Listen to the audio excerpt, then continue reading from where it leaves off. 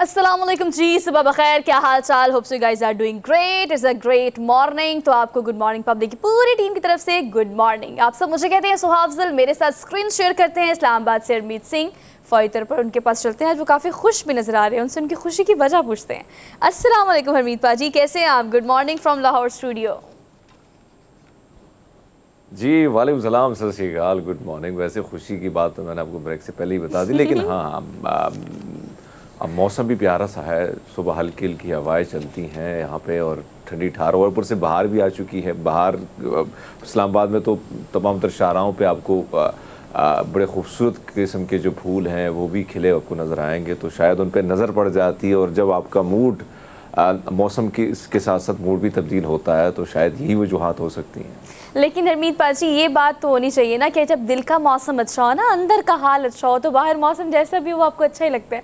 वो आपने सुना नहीं है, दिल तो अपना उदास है नासिर, शहर क्यों साए साए करता है। तो मौसम अच्छा हो या शाम उदास हो, अगर आपके अंदर का मौसम अच्छा है ना, इसका मतलब आपको हर मौसम अच्छा लगता है। तो आप कोशिश करें अपने आप को थोड़ा सा अंदर से खुश रखने की। तो चाहे वो बाहर का मौसम हो, ख़िज़ा का मौसम हो, शदीद सर्दी हो या गर्मी पड़ रही हो, खुद भी खुश रहें और दूसरों को भी खुश रखने की कोशिश करें। इसी नोट से प्रोग्राम का हम बाकायदा आगाज़ करते हैं। और बाकायदा आगाज़ करने से पहले कुछ ऐसी ख़बरें हैं, आपको पता है कि इंटरनेशनल पर्सपेक्टिव में जो कि हम आपसे शेयर करते हैं, कुछ ऐसी खबरें होती हैं जो कि काफ़ी अच्छी होती है, लेकिन कुछ खबरें ऐसी होती हैं कि रमज़ान के महीने में अगर आप उन्हें सुने या आप तक कन्वे करें तो यकीनन ये एक अफसोस की बात है। इसराइल से खबर है जो कि हमने आपको देनी है। इसराइल पुलिस जो है उसने हमला किया है मस्जिद अक्सा पर तुलुए आफ्ताब से पहले, जब नमाजी जो है वह नमाज़ पढ़ रहे थे। और वहाँ पर आपको पता है चूँकि हम महीना इस तरह का है कि एहतमाम ख़ास तौर पर किया जाता है। अगर हम मस्जिदों की बात करें, घरों की बात करें, तो वहाँ पर तुलुए आफ्ताब से पहले कुछ पुलिस जो है इसराइल की वो घुसी और उन्होंने वहाँ पर मौजूद जो नमाजी थे उनको ज़ख्मी किया।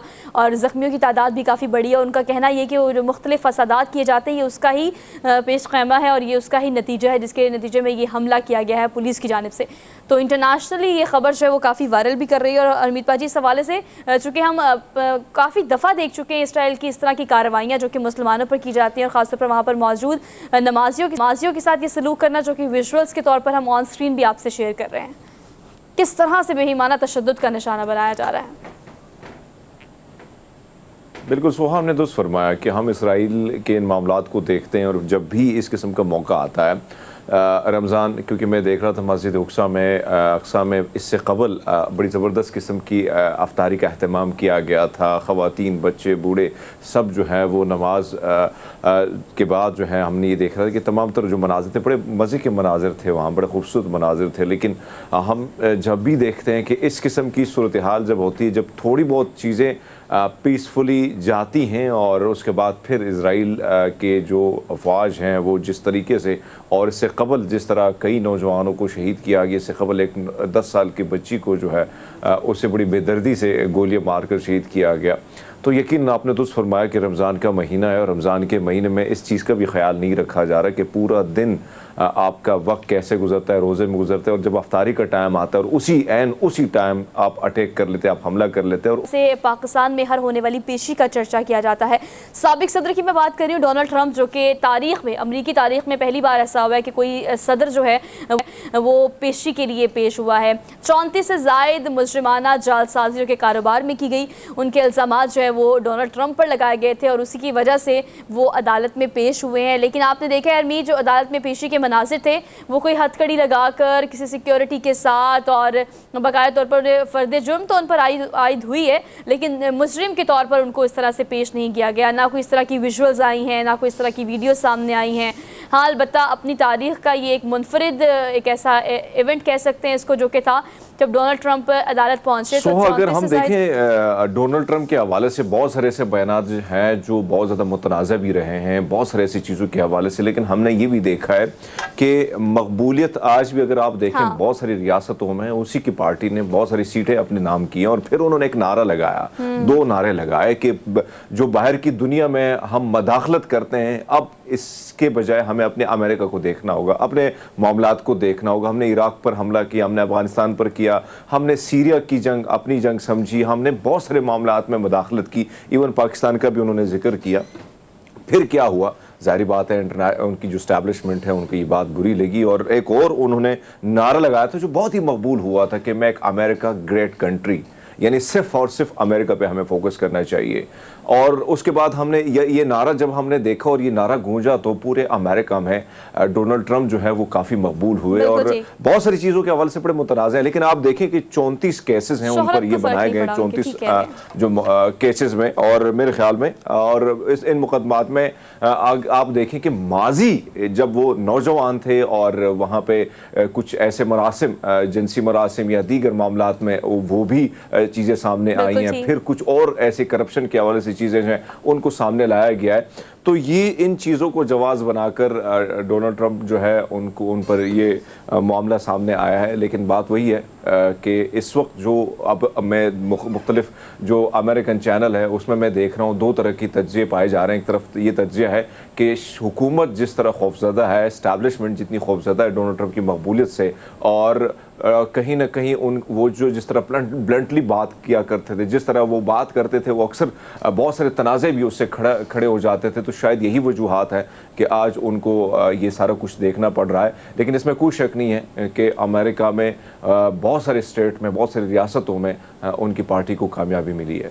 और उनकी शोहरत पर आप बिल्कुल ठीक कह रहे हैं कि खासा फ़र्क नहीं पड़ा, जब वो अपने इक़्तिदार में थे उस वक्त भी और इक़्तिदार के बाद भी। लेकिन अब ये अगर हम जालसाजी के मुकदमात की बात करें तो 34 से ज़्यादा मुकदमात है, लेकिन अदालत में पेशी के बाद डोनाल्ड ट्रंप की जानिब से तो बिल्कुल इस पर इनकार किया गया है कि ऐसी कोई सूरत हाल नहीं और मैं इसमें मुलविस नहीं हूँ। लेकिन जो अमरीकी अदालत है उसके जजेस साहिबान का इस हवाले से ये कहना है कि जनवरी 2024 में ये एक्सपेक्ट किया जा रहा है कि समातों का बाकायदा आगाज़ किया जाएगा। और जिस तरह से हरमीत एक आम लेमैन जो कि अमरीकन है, एक आम शहरी है वहाँ का, जिस तरह से उसकी अदालतों को या उसके तमाम केस को प्रोसीड किया जाएगा, देखने में शुरू से अभी तक तो यही नज़र आ रहा है कि उसको उस तरह से ही प्रोसीड किया जाएगा। डोनाल्ड ट्रंप के लिए भी जज साहिबान या सिक्योरिटी या फिर अदालत में पेशी या बाकी तमाम लवाजमात जो कि ज़रूरी होते हैं किसी भी पेशी के लिए, वो तमाम चीज़ें हम उस तरह से ही देख रहे हैं जो कि एक आम शहरी के लिए है और उस तरह से साबिक सदर के लिए भी है, जो कि एक देखने वाली चीज़ है। हमारे मुल्क में और उनमें ज़मीन आसमान का फ़र्क है। यहाँ जिस किस्म की सिचुएशन है, जिस किस्म के हालात हैं, यहाँ तो जेलों में अंदर ही बंदे को जो है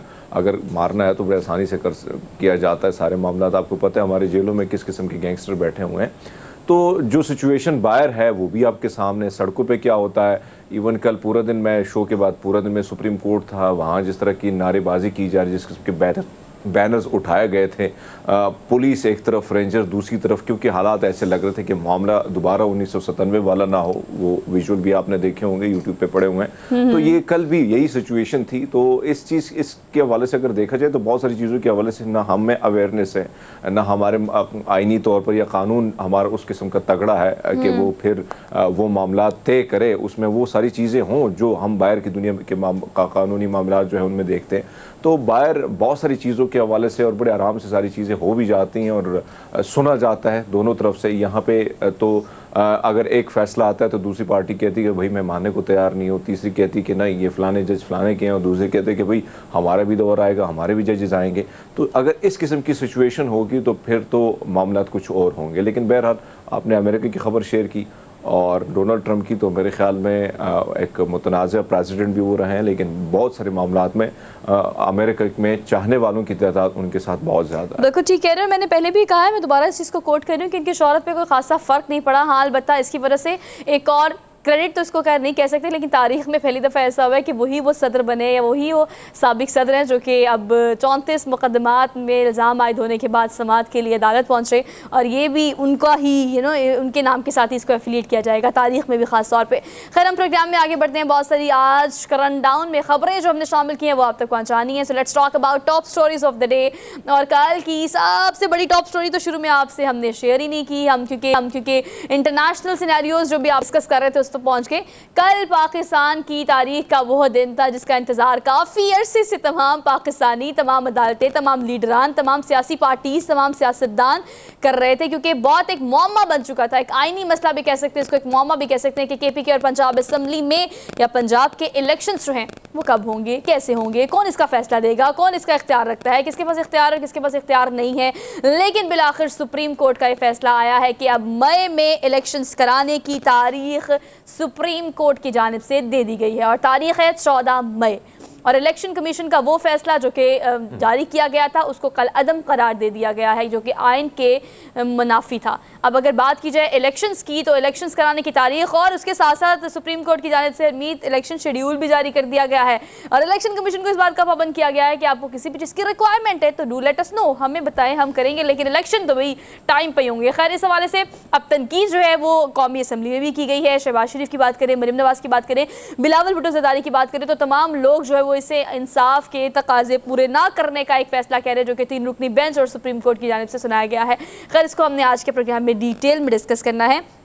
जैसे कल तो आपने बहुत खबरें सुनी होंगी इस हवाले से, करंट अफेयर का प्रोग्राम हो या न्यूज़ हो, कल सारा दिन हमने लाइव ट्रांसमिशन की है इस हवाले से, तो मुझे यकीन है कि आपके साथ साथ सारी अपडेट्स मिलती रही होंगी। खैर, हम आगे बढ़ेंगे और प्रोग्राम का बाकी रनडाउन भी आपसे शेयर करते हैं। हमने चूँकि रमज़ान की मुनासबत से, रमज़ान में रोज़ेदारों की मुनासबत से कोई ना कोई सेगमेंट ज़रूर रखना होता है। तो शुगर के जो पेशेंट है, यानी डायबिटीज़ जिन लोगों को है, हम अक्सर देखते हैं कि अगर किसी का रोज़ा नहीं होता, आप उससे पूछे तो वो यही कहते हैं कि नहीं, मुझे तो डायबिटीज़ है।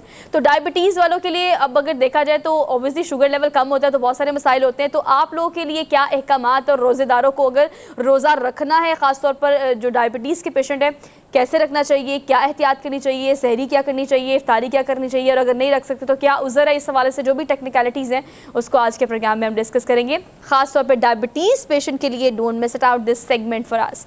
अच्छा जी, आगे बढ़ेंगे। एक अच्छी खबर भी है। अच्छी खबर ये है कि अब ड्राइविंग लाइसेंस जिन लोग का नहीं बना, वैसे ये सवाल अगर ऑन एयर हम दोनों एक दूसरे से पूछें तो खैर, लेकिन बहुत सारे लोग ऐसे हैं जो कि बगैर लाइसेंस के ही गाड़ी चला रहे हैं। तो जितने भी लोग बगैर लाइसेंस की गाड़ी चला रहे हैं उनके लिए अब आसानी की गई है। अब लाइसेंस आप बनवा सकते हैं। ये आसानी क्या है? क्या मोबाइल वैन लॉन्च की गई है, या फिर अगर हम इंटरिम गवर्नमेंट की बात करें तो उनकी जानिब से, यानी वज़ीर आला पंजाब, निगरान वज़ीर आला पंजाब मोहसिन नकवी की जानिब से ये इनिशिएटिव लिया गया है कि इस प्रोसीजर को आसान बनाने की कोशिश की गई है और दूसरे शहरों में जो लोग हैं वो भी यहाँ पर अपने आप को रजिस्टर करके और अपना ड्राइविंग लाइसेंस जो है वो बना सकते हैं। अब ये प्रोसीजर क्या है, आप कैसे फैसिलिटेट हो सकते हैं, इसके लिए भी एक डिटेल सेगमेंट हमने आज के प्रोग्राम में रखा है, तो आपने इसको भी ज़रूर देखना है। Last but not the least, एक खूबसूरत सा सफ़ेद महल है, वो कहाँ पे है? ऑब्वियसली हरमीत पाजी के जो कॉरेस्पॉन्डेंट सवात में है ना, वो बहुत एक्टिव है, बहुत हर जगह कुछ ना कुछ बना के अच्छा अच्छा बेचते रहते हैं और हरमीत पाजी उनको अप्रिशिएट भी करते रहते हैं ऑन एयर। अब उन्होंने भी एक और सफ़ेद महल ढूंढा है, बड़ा खूबसूरत सा, बड़ा प्यारा सा, उस पर एक डिटेल रिपोर्ट है, वो हम प्रोग्राम के लास्ट में आपसे ज़रूर शेयर करेंगे। अब हम आगे बढ़ते हैं, आज के हम चलते हैं अपने डेली डोज की तरफ। सो वेंसडे है आज, यानी we are mid of the week, so Wednesday का डेली डोज आपसे हम शेयर करते हैं। पहला डेली डोज बड़ा खूबसूरत, बड़ा प्यारा और बड़ा पुरसकून सा है, क्योंकि मुझे ऐसा लगता है कि ख़बर हम दे तो देते हैं, लेकिन जो विजुअल्स होते हैं ना हरमीत पाजी, और जो तस्वीरें होती हैं वो रियलिटी के साथ इंसाफ नहीं करती, मतलब जस्टिस नहीं करती। मस्जिद नबी सल्लल्लाहु अलैहि वसल्लम से हमने आपको ख़बर देनी है। इतनी खूबसूरत वो मस्जिद नबी तो आपने पहले पिक्चर्स में, वीडियोस में हर जगह देखी होगी, लेकिन बजाते खुद जो आप इस चीज़ का एक्सपीरियंस करते हैं ना, वो तो तमाम एक्सपीरियंस से बालातर होता है। लेकिन अभी हमने आपको इन कालीनों के बारे में बताना है, कोई ऐसी कुछ इन्फॉर्मेशन है जो कि आपको हैरान कर देगी। मस्जिद नबवी के कालीनों से मुतल्लिक हैरत अंगेज़ तफसीलात है जो कि हम आपसे शेयर कर रहे हैं कि 25,000 से, पहली बात तो ये कि 25,000 से ज़ायद कालीन इस मस्जिद में बिछाए जाते हैं। दूसरी बात ये कि दिन में 3 से ज़ायद दफ़ा इसको साफ़ किया जाता है। तीसरी बात ये कि यहाँ पर चिप लगी हुई इन कैलिन्स में जो कि इसको काउंट करती रहती है, डायग्नोस करती रहती है, डिटेक्ट करती रहती है कि वहाँ पर कोई जरासीम तो नहीं है, कोई गंदगी तो नहीं है। और ये तमाम, आप सोचें कि इतनी माशाल्लाह बड़ी मस्जिद नबवी है, वहाँ पर इतने लोग ज़ारो क़तार, मतलब देखते हैं कि लोगों की लाइनें लगी होती हैं, सारा दिन लोग वेट कर रहे होते हैं। तो वहाँ पर मौजूद जो सफाई सुथराई का ख्याल रखने के लिए अमला है, उसका बताना ये है, और इस खबर के मुताबिक कि दिन में कम से कम 3 दफ़ा इसको साफ़ किया जाता है। और उम्मीद वहाँ जाकर ही आपको इस बात का अंदाज़ा होता है कि हाँ, सारे सिस्टम को कितना ऑर्गेनाइज़ किया गया है, कितनी खूबसूरती से एक लाइन अप किया गया है कि इस वक्त ये होगा, इस वक्त ये होगा, और बड़ा ख्याल रखा जाता है इस चीज़ का। तो ये बड़ी 25,000 से ज़ायद कालीन जो है वो भी आप ऑन एयर देखते हैं मस्जिद के अंदर जो बिछाए गए हैं। बिल्कुल, आपने दुरुस्त फरमाया कि जितने भी विजुअल आते हैं मस्जिद नबवी की, तो हम वहाँ पे देखते हैं कि बड़े खूबसूरत तरीके से जो है उसमें चाहे जो काम है वो किया गया। लेकिन आपने जो कालीन की बात की, वैसे तो हम जितने भी देखते हैं, जितनी मसाजिद में बड़ी कोशिश की जाती है कि उस साफ़ सुथराई का अहतमाम बड़े ज़बरदस्त तरीके से किया जाता है, लेकिन क्योंकि यहाँ पे और एक तो रमज़ान है और फिर डेली के हिसाब से पूरी दुनिया आती है और सब चीज़ों का ख्याल रखना, और हम देखते हैं कि जिस किस्म के विजुअल हमारे सामने आते हैं तो हम देखते हैं कि वहाँ पे इसमें ये भी नहीं है कि बहुत सारे लोग जो हैं वहाँ जॉब करते हैं, बल्कि ये खिदमत के तौर पर वहाँ पे जिसे सेवा भी कहा जाता है, वो वहाँ पे काम करते हैं और वो इसे अपना फ़र्ज समझते हैं। तो मेरे ख़्याल में ये हम जितने भी और जो विजुअल आती हैं, यानी इन दिनों में रमज़ान में आपको पता है कि बहुत सारे जो सऊदी टेलीविज़न है या दीगर ऐसे टेलीविज़न या हमारे अपने चैनल्स पे भी बहुत सारे खूबसूरत मनाज़िर हमें देखने को मिलते हैं। लेकिन मस्जिद नबवी की बात की जाए तो एक तारीख़ी मस्जिद है, फिर इसकी अपनी एक बहुत बड़ी अहमियत है कि हामिल मस्जिद है, और इस किस्म का ख्याल रखा जाना यकीनन अगर सफाई की बात की जाए तो कहा जाता है कि सफाई नस्फ ईमान है, तो उसके हवाले से भरपूर उस पर अमल दरामद भी होना लाजिम है। और मस्जिद में जब आप जिधर भी आप इबादत करते हैं, जो इबादत की जगह हो, अगर वो साफ़ है तो कहीं ना कहीं आपका जो कनेक्शन है रब के साथ वो बड़े आसानी से जुड़ जाता है, आप कनेक्ट हो जाते हैं। तो मेरे ख्याल में साफ़ सुथराई का ये अमल जो है ये काबिल तहसीन है, बड़ी खूबसूरत बात की हम देख रहे हैं कि बड़े प्यार से लोग जाके वो खिदमत सरंजाम देते हैं। सफाई निस्फ़ ईमान है, और आपको पता है कि सफाई सुथराई या पाकीज़गी की अगर हम बात करें तो उसको एडवांस सिस्टम के ज़रिए किया जाता है। मतलब खबर इतनी इंटरेस्टिंग है, इसको शामिल हमने प्रोग्राम में इसलिए किया है कि अगर 25,000 कालीन है तो 25,000 कालीन को रोज़ाना की बुनियाद पर दिन में 3 दफ़ा साफ़ करना पहली क्रेडिट है। और उसके बाद आप देखें कि पूरे सिस्टम को हरमीत स्मार्ट सिस्टम के तहत जो है वो कंट्रोल किया जाता है। इन तमाम कालीन के इर्द गिर्द चिप्स लगी हुई हैं, जो चिप है इलेक्ट्रिक चिप, वो चिप जो है बेसिकली वो ये इंडिकेट करती है कि अब कहाँ पर गंदगी है, कहाँ से किसको सफाई सुथराई की ज़रूरी है। और अगर हम सफाई सुथराई के साथ साथ खुशबू की और इतर की बात करें, 200 लीटर से ज़ायद इतर यानी खुशबू इस्तेमाल की जाती है इसको मुअत्तर रखने के लिए। 1600 लीटर से ज़ायद जो मादा है इसको साफ़ करने के लिए वो रोज़ाना की बुनियाद पर इस्तेमाल होता है। तो ये बहुत सारी ऐसी छोटी छोटी चीज़ें जो इतनी खूबसूरती से आपको, जो आप एक एम्बियंस वहाँ फ़ील करते हैं, एक सरूर वहाँ से लेते हैं, एक फ़ील आपको वहाँ जाके आती है। तो उसके पीछे ये पूरा एडवांस सिस्टम है जो कि काम करते हैं, और ये मुलाज़मीन है जो कि वहाँ पर अपनी खिदमत जो है वो सर अंजाम देते हैं। हम प्रोग्राम में आगे बढ़ते हैं, अगली ख़बर आपको देते हैं। अगली डेली डोज की खबर जो है बेसिकली वो है स्विट्ज़रलैंड से, और स्विट्ज़रलैंड के ऐसे पहाड़ जो कि यूरोप के बुलंद तरीन रेलवे स्टेशन के, मतलब आप ये क्रेडिट देखें कि एक तो बर्फ़ के पहाड़ हो, आप सोचें खूबसूरती, और ऊपर से आप इस पहाड़ पर यूरोप का बुलंद तरीन रेलवे स्टेशन, अगर आप, मुझे लगता है वो रेलवे स्टेशन कम और वो इस तरह का पिकनिक पॉइंट ज़्यादा होगा, बिकॉज वो बुलंद तरीन है। तो आप नॉर्मली अगर नॉर्दर्न एरियाज़ जाते हैं तो आप वहाँ पर इसलिए जाते हैं बिकॉज आपने वहाँ पर किसी भी पहाड़ी की टॉप या चोटी पर आपने सिर्फ विजिट करना होता है। लेकिन यहाँ पर ये जो रेलवे स्टेशन बनाया गया है, आप सोचें कि वो कितना खूबसूरत मंजर पेश करता होगा। वहाँ पर चलती हुई ये ट्रेन, और उसके बाद इर्द गिर्द बर्फ़बारी, खूबसूरत खुला आसमान, इर्द गिर्द ऊंची ऊंची चोटियाँ।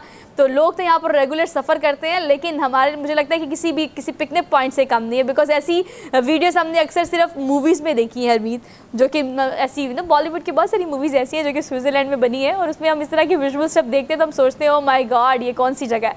लेकिन जनाब ये हम आपको सबसे ऊंची चोटी और पहाड़ी पर यूरोप का बुलंद तरीन रेलवे स्टेशन से दिखा रहे हैं।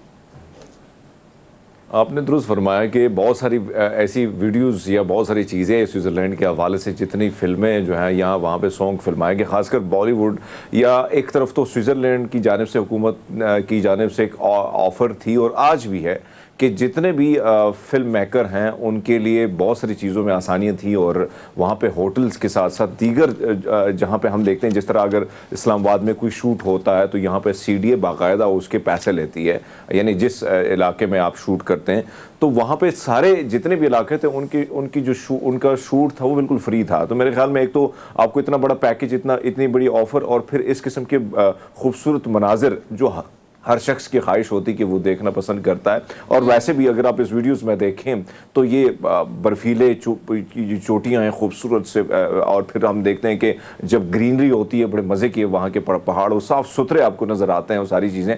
तो इस ट्रेन के बारे में अब दरूर साहब ने जिक्र भी किया था कि वो गए भी हैं इस ट्रेन में, अगर वो होते तो आज बड़े डिटेल में बताते। लेकिन बहरहाल अगर हम देखें तो विजुअल बड़े खूबसूरत हैं, और आपने दुरुस्त फरमाया कि इस ट्रेन का चलाने का मकसद एक है कि टूरिज़म को फ़रोग़ देना है, अपने उन इलाकों को दिखाना है टूरिस्ट को जो बहुत ज़्यादा आपको अट्रैक्ट कर सकते हैं। मेरे ख्याल में स्विट्ज़रलैंड उन ममालिक में शामिल है जिनकी मईशत का सबसे ज़्यादा इन्हिसार जो है वो टूरिज़म पे होता है, और यही वजह है कि उन्होंने टूरिज़म को ज़्यादा प्रमोट किया, ज़्यादा फ़रोग़ उसको मिला है, और आज भी हम देखते हैं कि पूरी दुनिया से वहाँ पे सयाह की एक बहुत बड़ी तादाद जाती है। इस किस्म के स्पॉट अगर हम देखें, हमारे पास भी बहुत खूबसूरत के स्पॉट हैं, लेकिन सबसे बड़ा प्रॉब्लम यही है कि वो भी आपको पता है कि ना सड़कें हैं, ना वहाँ पे वो बुनियादी सहूलियात हैं। इवन आप जाती हैं गिलगित की तरफ, वॉशरूम है, यानी ये बुनियादी नीड है। इस्लामाबाद जैसा कैपिटल, आप दूसरे कैपिटल में आप गई हैं, घूमी हैं, बहुत सारे कैपिटल आपने देखे होंगे, हर 500 मीटर पे आपको कोई वॉशरूम जो है, रेस्ट रूम आपको नज़र आएगा। लेकिन अनफॉर्चुनेटली यहाँ पे वो सहूलत इस्लामाबाद में भी नहीं है। तो ये बेसिक चीज़ें हैं जिसको अगर ख्याल रखा जाए तो मेरे ख्याल में टूरिस्ट जो है वो आना शुरू कर लेते हैं। लेकिन स्विट्ज़रलैंड है और वहाँ पे गवर्नमेंट भी बड़ी फोकस है और टूरिस्ट का उस तरह ख्याल भी रखा जाता है बहुत सारी चीज़ों के हवाले से। और कहीं ना कहीं एक ऐसा सेफ जोन है जहाँ पे जाके अब बड़े आसानी से, और उन चोटियों पे जाना आपको जो आपका दिल करता है वहाँ पे बड़ी आसानी से आप जा सकते हैं। और बड़े खूबसूरत के गाँव जो हैं वो हम जब मुख्तलिफ डॉक्यूमेंट्रीज़ देखते हैं तो जब हम देखते हैं वाकई में बड़े अट्रैक्ट करते हैं, क्योंकि ग्रीनरी हो या बर्फीली चोटियाँ, कुदरत के करीब इंसान की एक फितरत रही है कि वो कुदरत के करीब जाना पसंद करता है। और हरमीत आप ये देखें कि एक स्विट्ज़रलैंड हमारे पास भी है। आपको पता है ना कि पाकिस्तान का स्विट्ज़रलैंड किसे कहते हैं? मतलब अगर आप सवात की तरफ जाएं तो आपको वहाँ पर बोर्ड लगा हुआ नजर आएगा, और उस बोर्ड को पढ़कर मुझे तो बहुत खुशी हुई थी, लेकिन अंदर जाकर ना मुझे इस बात का एहसास हुआ था कि इसको हम स्विट्ज़रलैंड बना सकते हैं, बल्कि स्विट्ज़रलैंड से ज़्यादा अच्छा बना सकते हैं। वो इसलिए हरमीत पाजी क्योंकि अगर आप सवात या इर्द गिर्द के साइट्स को विजिट करें तो बहुत सारे एरियाज़ ऐसे हैं जो कि अब तक अनटच हैं। अब तक अगर उनको मतलब डेवलप करने का सोचें, और आप अगर इस वीडियो को देखें तो हम आपको यूरोप का सबसे बुलंद तरीन रेलवे स्टेशन इसलिए दिखा रहे हैं बिकॉज वहां पर अगर पटरी की बात करें, उस टनल की बात करें जिसमें से ये ट्रेन गुजर रही है, स्टेशन की बात करें, स्टेशन के इर्द गिर्द मौजूद फैसिलिटेशंस की बात करें, तो ये डेवलपमेंट है। एक तो आप ट्रैवल कर रहे हैं बिकॉज अगर आप वहाँ रहते हैं, वहाँ के रिहायशी हैं, तो आपको ज़रूरत है, लेकिन इस रेलवे स्टेशन को खास तौर पर या इसके इर्द गिर्द के मकामात को पिकनिक के तौर पर या स्पॉट्स के तौर पर बड़ा इस्तेमाल किया जाता है। तो आप सोचिए कि कितना खूबसूरत मंजर है। देखिए इर्द गिर्द पहाड़ हैं और फिर सनसेट हो रहा है और फिर आप इतने इन्जॉय कर रहे हैं। और स्विट्ज़रलैंड का बिल्कुल ठीक कह रहे हैं कि उनका ज़रिए माश जो है, माशियत उनकी सबसे ज़्यादा एक्सपैंड सिर्फ इस वजह से की है क्योंकि वहाँ पर सयाहों की बड़ी तादाद पहुँचती है पूरी दुनिया से। यू नेम इट, कि आपने कहाँ सैर करने के लिए जाना है या आपने कौन सा मुल्क देखना है, सबसे पहले जो नाम दिमाग में आता है वो स्विट्ज़रलैंड होता है। तो खैर इसके पीछे उन्होंने बहुत काम किया है। हम आगे बढ़ते हैं, अगली खबर आपको देते हैं। अगली खबर मेरा आपसे सवाल है, खबर देने से पहले मैं आपसे ये पूछूंगी कि आपको वैसे तो पता है अगर हम रेडियो की बात करें ना कि रेडियो किसने ईजाद किया, तो फौरी तौर पर हमें बचपन से पढ़ाया जाता है, किताबों में हमें याद आ जाता है। या हम बाकी ईजादात की बात करें तो हमें नाम याद है कि किसने को पहले चांद पे कदम किसने रखा और फिर उसके बाद रेडियो किसने ईजाद किया या फलां। लेकिन सेल फ़ोन में आज इतने घुसे पड़े हैं हम कि हमें यही नहीं पता कि पहला सेल फ़ोन किसने ईजाद किया था। यानी 50 साल पहले, ज़्यादा दूर की बात नहीं है, मतलब 50 साल पहले ये सेल फ़ोन ईजाद हुआ और हमें ऐसा लगता है कि हम सदियों से इसका इस्तेमाल कर रहे हैं। लेकिन आपको ये हम बाबा सेल फ़ोन का आज नाम बताते हैं। वैसे आपको नहीं पता होगा लेकिन हम बताते हैं। इनका बेसिकली नाम है मार्टिन कूपर। और ये जो हैं अभी अपनी रुदात सुनाते हुए कितने परेशान थे। मैं आपको ये खबर, दरअसल खबर तो यही है, वो कहते हैं जनाब जब मैंने इसको पहली दफ़ा ईजाद किया और ईजाद करने के बाद इसको बनाया तो मैंने पहली कॉल जो है वो अपने हम मनसब को की थी, यानी अपने कुलीग को की थी।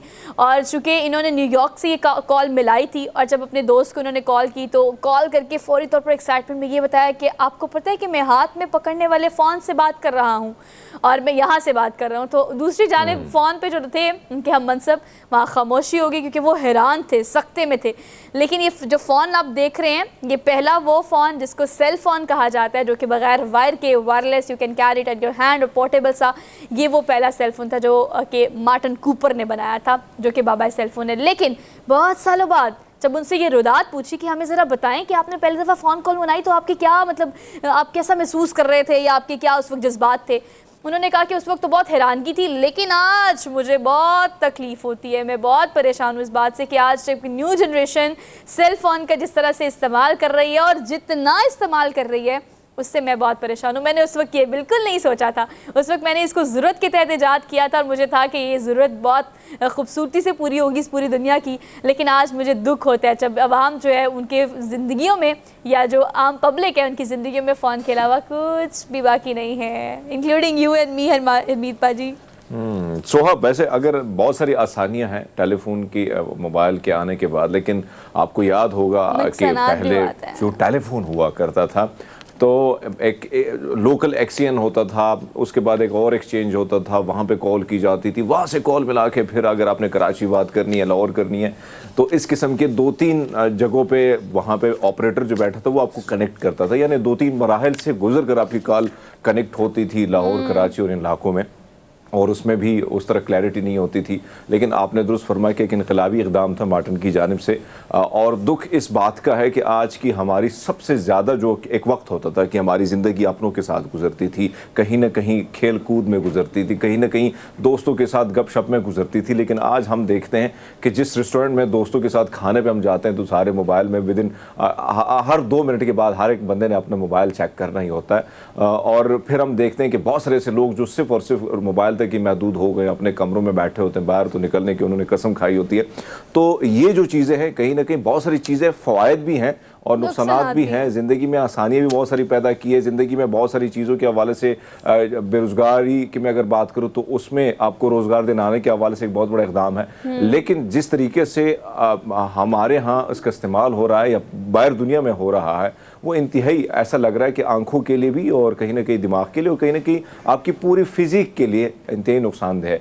लेकिन बहरहाल दुनिया है, इनकलाब बर्पा होते रहते हैं, दौर गुजरते हैं, वक्त गुजरता है और चीज़ों में जो है वो जिद्दत आती है। और आज हम देखते हैं हमारे पास जो स्मार्टफोन है तो एक वक्त ऐसा आएगा कि इससे और मज़ीद ऐसी चीज़ें आएंगी कि फिर हम आज जो सोचते हैं हैरानी की बात हम सोचते हैं, लेकिन कल ये हैरान कौन चीज़ें हमारी ज़िंदगी में आ जाएंगी। जैसे आर्टिफिशियल इंटेलिजेंस की हम बात कर रहे हैं तो कितना हमने चर्चा किया था, ज़्यादा दूर की बात नहीं है, इतना हम लोग बात करते थे इस हवाले से कि आपकी जगह हरमीत आर्टिफिशियल इंटेलिजेंस एंकर बैठा होगा, यहाँ पर सना बैठी होगी जिसको आपने कुछ दिन पहले भारत की एक स्क्रीन पे देखा था। खैर, लेकिन चीज़ें बहुत तेज़ी से आगे जा रही हैं और टेक्नोलॉजी बहुत ज़्यादा एडवांस्ड होकर हमारी ज़िंदगी में इतनी जगह बना चुकी है कि हमें इस बात का अंदाज़ा ही नहीं हुआ कि हमारी ज़िंदगियों में किस तरह से बहुत सारी चीज़ों को इस टेक्नोलॉजी ने रिप्लेस कर दिया है। लेकिन मार्टिन कूपर इस बात पर काफ़ी अफसरदे हैं कि मैंने जब इसको बनाया था तो मुझे इस बात का अंदाज़ा नहीं था कि आजकल के नौजवान जो हैं उनकी ज़िंदगियाँ सिर्फ इसी पर मुनहसर हो जाएंगी या सारी की सारी ज़िंदगी आपकी इसी पर इन्हिसार करेगी।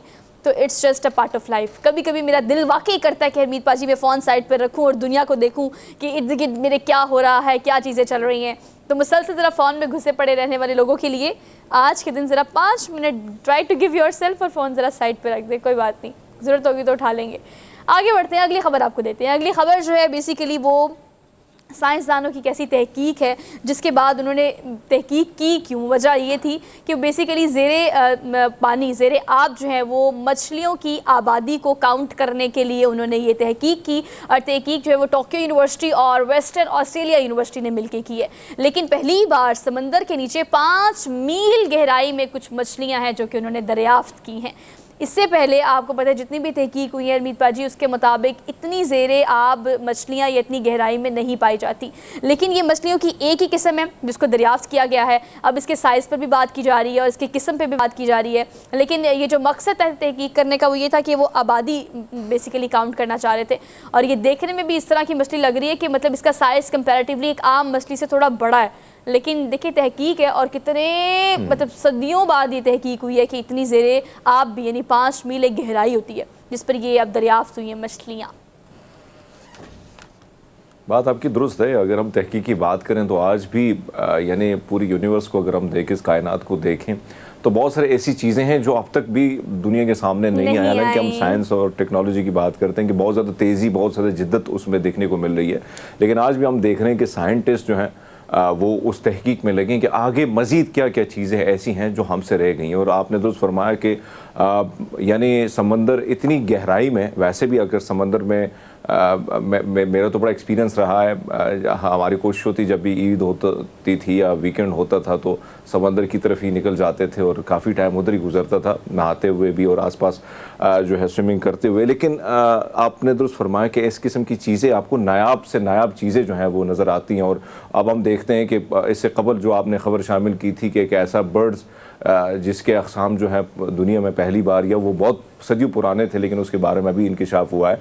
तो बहुत सारी ऐसी चीज़ें हैं जिस तक रसाई नहीं है और रसाई मुमकिन भी नहीं हो पाई है।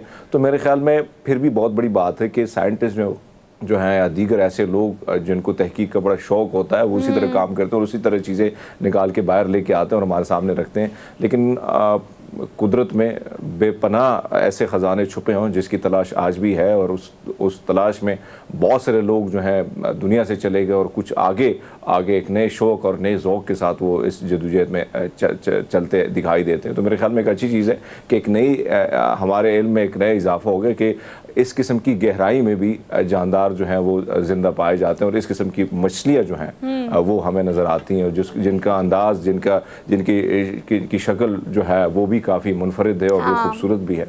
और स्पेशलिटी क्या है हरमीत पाजी? आपको पता है कि इससे पहले ये खबर हमने इस तरह से सुनी भी नहीं थी और शायद किताबों में पढ़ी भी नहीं थी। वो सिर्फ इसलिए क्योंकि इतनी गहराई में और इतनी समंदर की गहराई में चूँकि दबाव बहुत ज़्यादा होता है कि किसी भी जानदार का ज़िंदा रहना वहाँ बहुत मुश्किल हो जाता है। मतलब सतह समंदर से 800 गुना ज़्यादा दबाव होता है इतनी गहराई में।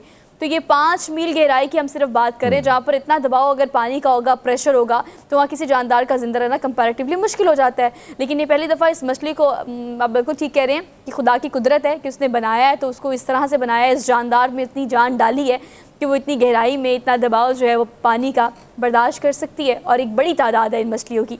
तो अब उसके बाद इनको भी काउंट करने की काउंटिंग शुरू कर दी है। हम आगे बढ़ते हैं, अगली खबर पर चलते हैं।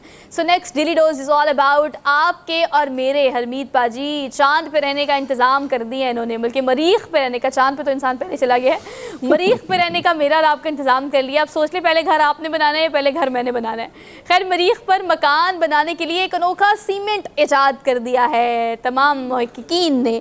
कॉस्मिक कंक्रीट इसको नाम दिया गया है, और एक आम कंक्रीट जिसको हम आम दुनिया में ख़ासतौर पर इस प्लानट में जो मकान बनते हैं उसमें थोड़ी सी एडिशन करके, उस कंक्रीट में एडिशन कर दे, कुछ ऐसी चीज़ें शामिल की गई हैं, जिसके बाद वहाँ मरीख की अगर हम बात करें तो वहाँ पर इस तरह के सीमेंट को इस्तेमाल करके घर बनाए जा सकते हैं। तो आप देखें कि इस प्लानट से हरमीत पाजी उस प्लानट पर जाने की बातें और जो वहाँ पर ज़िंदगी के आसार, इन सब चीज़ों पर तो मुहक्किकीन ने काफ़ी तहकीक कर ली है। लेकिन आप देखिए बात कितनी आगे बढ़ गई है। अब वहाँ पर सीमेंट बन रहा है और वहाँ पर जो पहला घर बनेगा। अच्छा, मुझे याद है, मुझे वैसे ना सोहा बड़ा शौक होता था जिस किस्म की यानी साइंस की दुनिया के साथ और इन चीज़ों को पढ़ने का बड़ा शौक होता था, और बहुत कम एज में।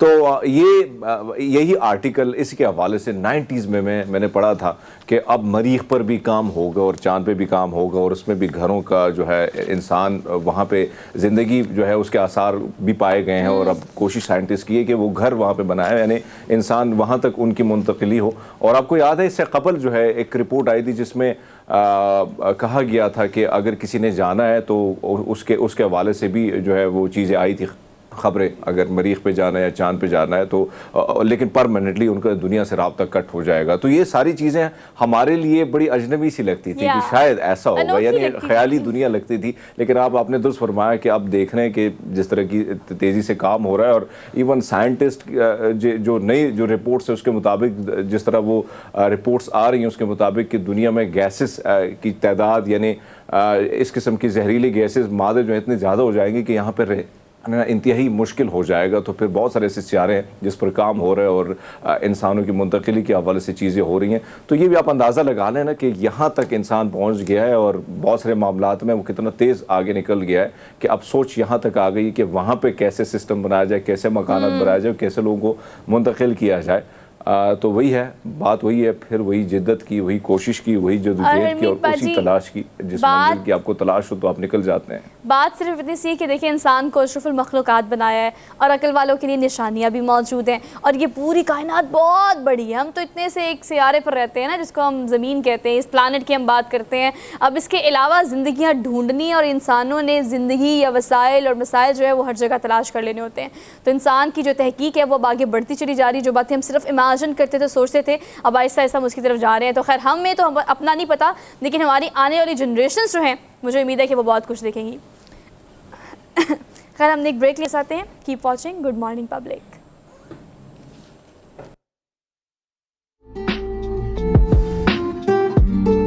Welcome back after the break. कल एक फैसले पर, इस पर आपने बहुत सारी ट्रांसमिशन, करंट अफेयर के प्रोग्राम्स, न्यूज़ में सारा दिन थ्रू आउट ट्रांसमिशन देखी होंगी। लेकिन इस फैसले की अगर पहले की बात की जाए तो इस फैसले को कंट्रोवर्शियल करने के लिए या होने के लिए हमने बहुत सारी समातें भुगताई हैं, बहुत सारे ऐसे फैसलों के लिए इंतज़ार भी किया है। लेकिन finally supreme court of Pakistan की जानिब से कल ये फैसला आ गया कि 14 मई की तारीख दी गई है। इलेक्शन कमीशन के पिछले फैसले को जो है वो कल अदम करार दिया गया है, जिसके बाद अब अगर हम PDM की बात करें, हुकूमती इदारों की बात करें और सियासतदानों की बात करें और तमाम सियासी जमातों सियासी लीडरान की बात करें तो शदीद तनकीद का निशाना बनाया जा रहा है हमारी अदलिया को। यानी इंसाफ का सबसे बड़ा इदारा जिसे हम सुप्रीम कोर्ट कहते हैं उस पर बात की जा रही है, लेकिन आइन और कानून की रूह से ये फैसला किस तरह से कितना वैलिड है इस हवाले से हम बात कर लेते हैं। अमृत अहमद शेख हमारे साथ मौजूद हैं, बैरिस्टर हैं और एडवोकेट हाई कोर्ट से इनका ताल्लुक है। आपको आज के प्रोग्राम में खुशामदीद कहते हैं। अस्सलाम वालेकुम, कैसी हैं आप? मैं बिल्कुल ठीक हूं Amrit, thank you so much for being here, good to see you. इस हवाले से मतलब क्या देखती है कि फैसला ऑलरेडी हमें पता है कि बहुत कंट्रोवर्शियल था और बहुत कंट्रोवर्सी हुई भी, इलेक्शन कमीशन की कभी बॉल यहाँ जा रही थी कभी बॉल वहाँ जा रही थी, लेकिन अभी अगर फिलहाल हम बात करें तो इस फैसले को आप आइन और कानून की रूह से कैसे देखती हैं? मतलब किस तरह का लगता है आपको फैसला? ये एक बहुत अच्छा फैसला है सुहा। ओवरऑल अगर आप देखें तो देखें आपने एक अपने मुल्क में एक प्रेसिडेंट सेट करना होता है। आप चाहते हैं कि आइंदा आने वाले ऐसे मसले मसाइल के ऊपर तनकीद का कोई भी किसी को भी आप निशाना ना बनाएं। पहली बात तो इलेक्शन कमीशन के पास कानून के तौर पर आइन के मुताबिक कोई भी राइट था ही नहीं कि वो अपनी मर्जी से इसकी डेट 8 अक्टूबर को दे देते हैं। और उन्होंने पहले ही एक गैर आइनी काम किया जिसके ऊपर हमारे चीफ जस्टिस साहब ने कोई एक्चुअली नोटिस उनके अगेंस्ट नहीं लिया। हालांकि अगर इसकी रिप्रिकॉशंस देखी जाती तो डेफिनेटली होनी चाहिए थी ताकि कल को कोई और इदारा उठ के अपनी मर्जी से फैसला ना कर पाता। अगर आपने एक दफ़ा एक प्रेसिडेंट सेट कर दिया तो कल को कोई भी इदारा कह के कोई भी फैसला कर ले, फिर सुप्रीम कोर्ट का तो कोई फैसले की वो अपनी इंपॉर्टेंस और सिग्निफिकेंस नहीं रह गई। और ये सिग्निफिकेंस होना इन इटसेल्फ बहुत इंपॉर्टेंट है क्योंकि वो आपका सबसे सुप्रीम इदारा है और उन्हीं की ही बेसिस के ऊपर आगे आपके कवानीन की जो इंटरप्रिटेशन है वो अपनी इन इट्स ट्रू एसेंस निकलती है। अच्छा अमृत, मैं आपसे ये भी जानना चाहती हूँ कि एक और बहुत सारा चर्चा जिस बात पे वो ये कि हमें फुल कोर्ट का हुकूमत की जानिब से पीडीएम की जानिब से फुल कोर्ट का मुतालबा किया गया। बीइंग एन एडवोकेट आप इस हवाले से बताइएगा कि अगर हम बात करें फुल कोर्ट की तो ऐसे कौन से सर्कमस्टांसेस होती हैं, ऐसी कौन सी सिचुएशंस होती हैं when you need full court और वो एक बहुत रेयर ऑप्शन होता है इसको कंसीडर किया जाता है। मतलब ऐसी किसी चीज़ पे हम नहीं कह सकते कि हमें फुल कोर्ट चाहिए। सो इसका टाइम क्या होता है? देखिए Soha, to be very honest, right तो आपके पास बिल्कुल है। ये आपके पास कानून आपको ये राइट देता है कि अगर आप एक डिसीजन से सेटिस्फाई नहीं है, जैसे आप लोअर कोर्ट के डिसीजन से सेटिस्फाई नहीं, आप अपर कोर्ट में चले जाते हैं। अब अगर आप सुप्रीम कोर्ट के डिसीजन से नहीं सेटिस्फाई तो अब आप उससे बड़े इदारे के पास तो नहीं किसी के पास जा सकते, या तो आप रिव्यू में जा सकते हैं जैसे फवाद चौधरी साहब ने कल कहा आप रिव्यू फाइल कर दें इस पिटिशन की। लेकिन रिव्यू जब जाती है तो जाहिर सी बात है वो एक दूसरे बेंच के सामने जाती है। तो 9 जो आपका ये जो लार्जर बेंच जो 9 रुकनी बेंच बनता है ये इस सिचुएशन में बनता है जब बहुत डायर सर्कमस्टांसेस हों और ऐसे पब्लिक इंपॉर्टेंस के केसेस हों जिनके ऊपर आपकी एक नया प्रेसिडेंट या एक नया केस लॉ आपका बनना है। लेकिन इस तरह की सिचुएशन जहाँ पे आपका कानून मौजूद है, जहाँ आपकी इंटरप्रिटेशन मौजूद है, जहाँ पे फैसला आ चुका है और दोनों दफ़ा मेजॉरिटी ने फैसला कर दिया है, तो वहाँ पे इसकी कोई बुनियाद बनती नहीं है इन इटसेल्फ। तो वो तो आप एक एनार्की क्रिएट कर रहे हो कि आप जितना ज़्यादा एनार्की क्रिएट करोगे उतना ज़्यादा प्रॉब्लम क्रिएट कर रहे हो एक आम बंदे के लिए ये समझने के लिए कि इसमें क्या रॉकेट साइंस है। एक बेसिक चीज़ है, आपको अवेलेबल है, आपको पता है उसकी इंटरप्रिटेशन। अच्छा अमृत, अगर हम देखें एक तरफ तो जो फैसला कल आया उसके बाद हमने देखा कि दोनों तरफ से वकला की एक बहुत बड़ी तादाद थी, तहरीक इंसाफ की भी और नून लीग की भी, लेकिन साथ साथ हमने ये देखा कि उसके बाद इस फैसले को मानने से इनका मुस्तरद कर दिया, ये ना आप ये कह सकते हैं मुस्तरद कर दिया गया हुकूमत की जानिब से। अब आपको क्या लगता है कि अगर नहीं माना जाता, हमारे पास बहुत सारे ऐसे केसेस मौजूद हैं, यूसुफ रजा गिलानी साहब को अगर हम देखें उन्होंने जब इनकार किया तो फिर वो भी नाअहल हुए। क्या शहबाज शरीफ पर जो है तलवार लटक सकती है नाअहली की अगर इस किस्म की सिचुएशन रहती है ना मानने की? देखिए नाअहली की जहाँ तक बात आती है, हम यहाँ पे आर्टिकल 6 जब कोई और करता है ना, कोई और गद्दारी करता है इन अदर वेज, क्योंकि कॉन्स्टिट्यूशन को ना माना सीधी सीधी गद्दारी की बात है। जब यहाँ पे कोई और करता है ना तो हम बड़े आराम से उसके ऊपर लगा देते हैं। तो अगर आप अपने कॉन्स्टिट्यूशन को ही नहीं अपहेल्ड कर रहे हैं, एक सीधी सीधी बात को अपहेल्ड नहीं कर रहे, सबसे सुप्रीम इदारे के डिसीजन को अपहेल्ड नहीं कर रहे, तो आपके ऊपर भी फिर आर्टिकल 6 ही लगेगा ना। तौहीन अदालत हम इसे कह सकते हैं, तौहीन अदालत है जिसके बारे में माजी में आपको पता है कि बहुत सारे केसेस बने भी, इस पे फैसले सुनाए गए। मरियम नवाज की अगर हम बात करें तो रिसेंटली इस फैसले पर उन्होंने कहा कि जो 3 जजेस जिन पर मुश्तमिल ये बेंच था जिसने फैसला सुनाया, अगर तौहीन अदालत होती है तो हो जाए, कोई मसला नहीं, हम लेकिन इस पर बात करेंगे। अब इस पर आपको क्या लगता है कि अभी सिचुएशन इस तरह की है कि आपको पता है कि पहले हम 9 से 5, 5 से 4, 5 से 3 और अब 3 ने ये फैसला सुनाया, तो ये जो डिस्कशन ये हो रही है कि जजेस कितने होने चाहिए या आपका मुतालबात होने चाहिए, सीनियर तरीन जज का शामिल होना भी जरूरी है। फिर इस पर भी कमेंट कीजिएगा कि जो बिल पेश किया गया और जो मंजूर किया गया इसको आप किस तरह से देखती है कि ये भी आइन में बहुत रीराइट करने वाली एक फॉर्म थी?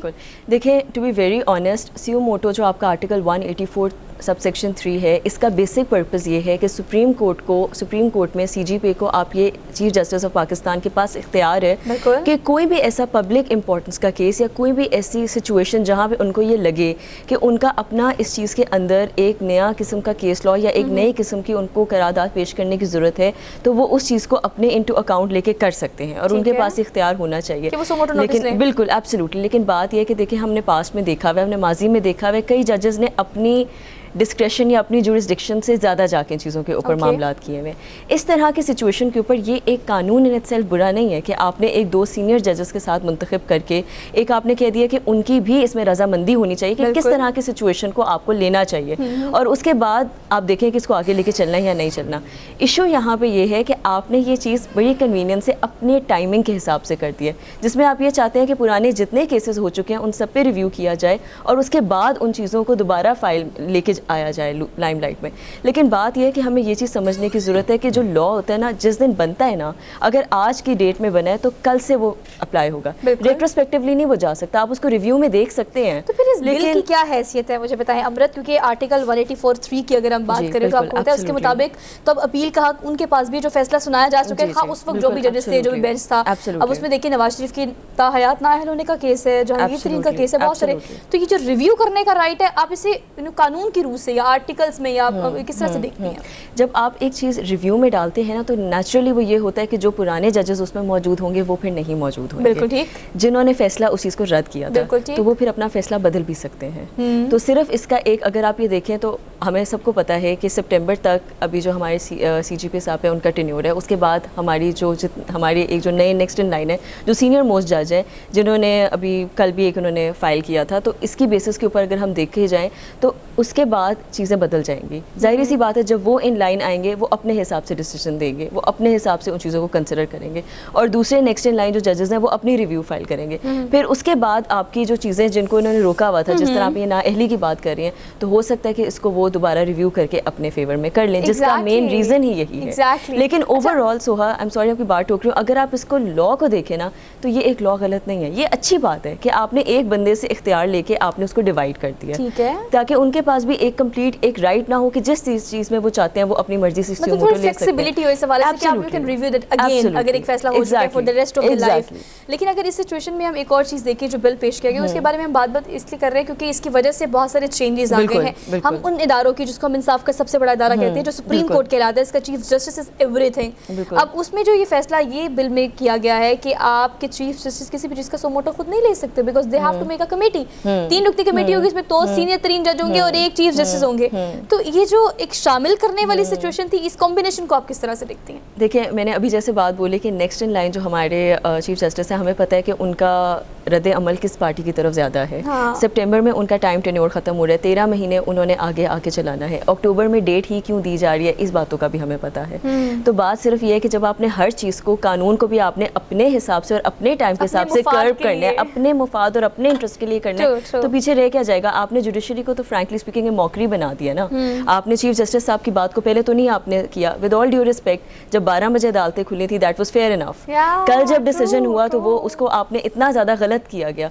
तो बात सिर्फ इतनी है, जहाँ हमारे इंटरेस्ट को सेफगार्ड किया जाएगा वो सब उस टाइम पे हम बाला तर है, जब नहीं होगा तो फिर नहीं होगा। कोई भी नहीं, वो इदारा हो या कोई भी आप सियासतदान हो या कोई भी लीडर हो। Amrit, thank you so much for being here. अच्छी और अपनी काफ़ी इस हवाले से रही, होपफुली कि आपको काफ़ी हद तक चीज़ें इस हवाले से क्लियर हो गई होंगी कि इंसाफ का सबसे बड़ा इदारा जब इंसाफ करता है या कोई चीज़ करता है तो वो मुल्क की मुफाद के बारे में सोचता है, अपने ज़ाती मुफाद के बारे में नहीं, और उन्हें सोचना भी नहीं चाहिए क्योंकि जिस मनसब पर वो है वो एक भारी जिम्मेदारी आयद होती है। हमने क्विक ब्रेक लेनी है, वापस आते हैं। Keep watching good morning public.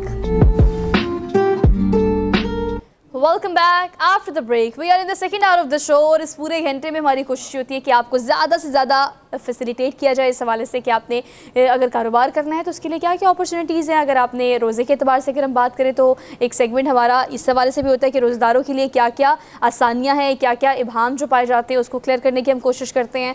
ये ज़्यादातर आपसे इंस्पिरेशनल स्टोरीज़, तो ये पूरा घंटा जो होता है is a full of all those things जो कि आपके लिए बहुत प्रोडक्टिव, बड़ी ज़रूरी हैं, तो डोंट मिस इट आउट। आज के इस एक घंटे में जिस बात पर हमें सबसे पहले बात करनी है वो दरअसल अगर रोज़े की रूह से बात की जाए तो आजकल जो मैं देखती हूँ ज़्यादातर अगर आप किसी से पूछते हैं कि आपका रोज़ा क्यों नहीं है तो ज़्यादा मेजॉरिटी आपको यही कहेंगे कि मैं डायबिटीज़ पेशेंट हूँ, और मुझे शुगर है इसलिए मैं रोज़ा नहीं रख सकता बिकॉज मुझे भूख लग जाती है, प्यास लग जाती है और फिर शुगर लेवल लो हो जाता है या हाई हो जाता है, ऐसी बहुत सारी एक्सक्यूज़ेस। तो रोज़ेदारों के लिए ख़ास तौर पर जो रोज़ा रखना भी चाहते हैं लेकिन रख नहीं पाते, तो सहरी इफ्तारी क्या करनी चाहिए, उससे पहले क्या कुछ करना चाहिए कि आप रोज़ा रख सकें, और रोज़ा रखने के लिए क्या क्या इंतज़ाम होने ज़रूरी है, ये और बहुत सारे सवालों का जवाब हम लेंगे।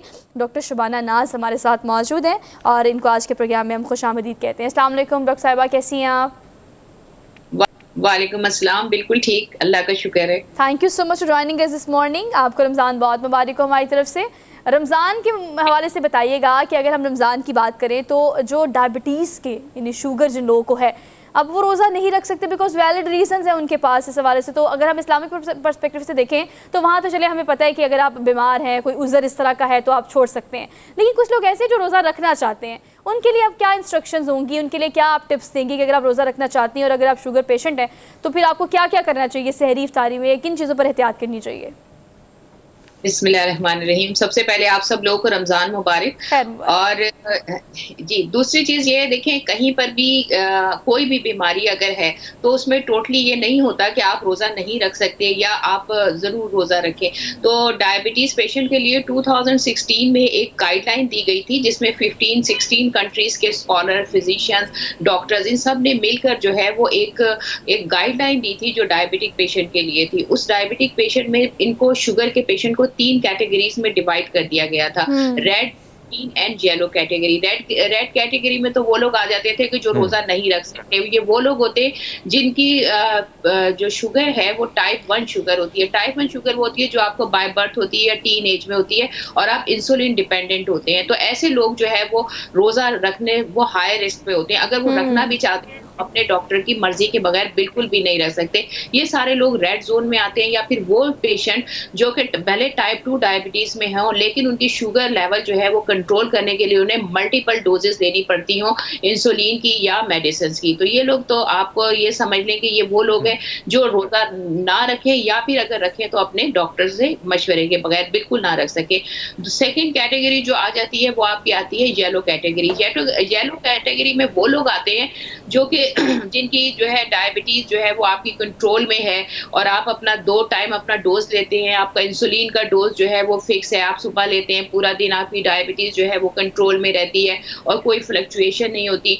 या फिर वो प्रेग्नेंट लेडीज जिनको डायबिटीज ड्यूरिंग प्रेगनेंसी हो जाती है लेकिन उनकी डायबिटीज कंट्रोल में है और ऐसे जिनको डॉक्टर ने कोई मतलब इजीली जो है वो अपनी शुगर को कंट्रोल रखे हुए हैं, वो लोग आते हैं येलो कैटेगरी में और वो लोग जो है रोजा रख सकते हैं लेकिन एहतियात के साथ।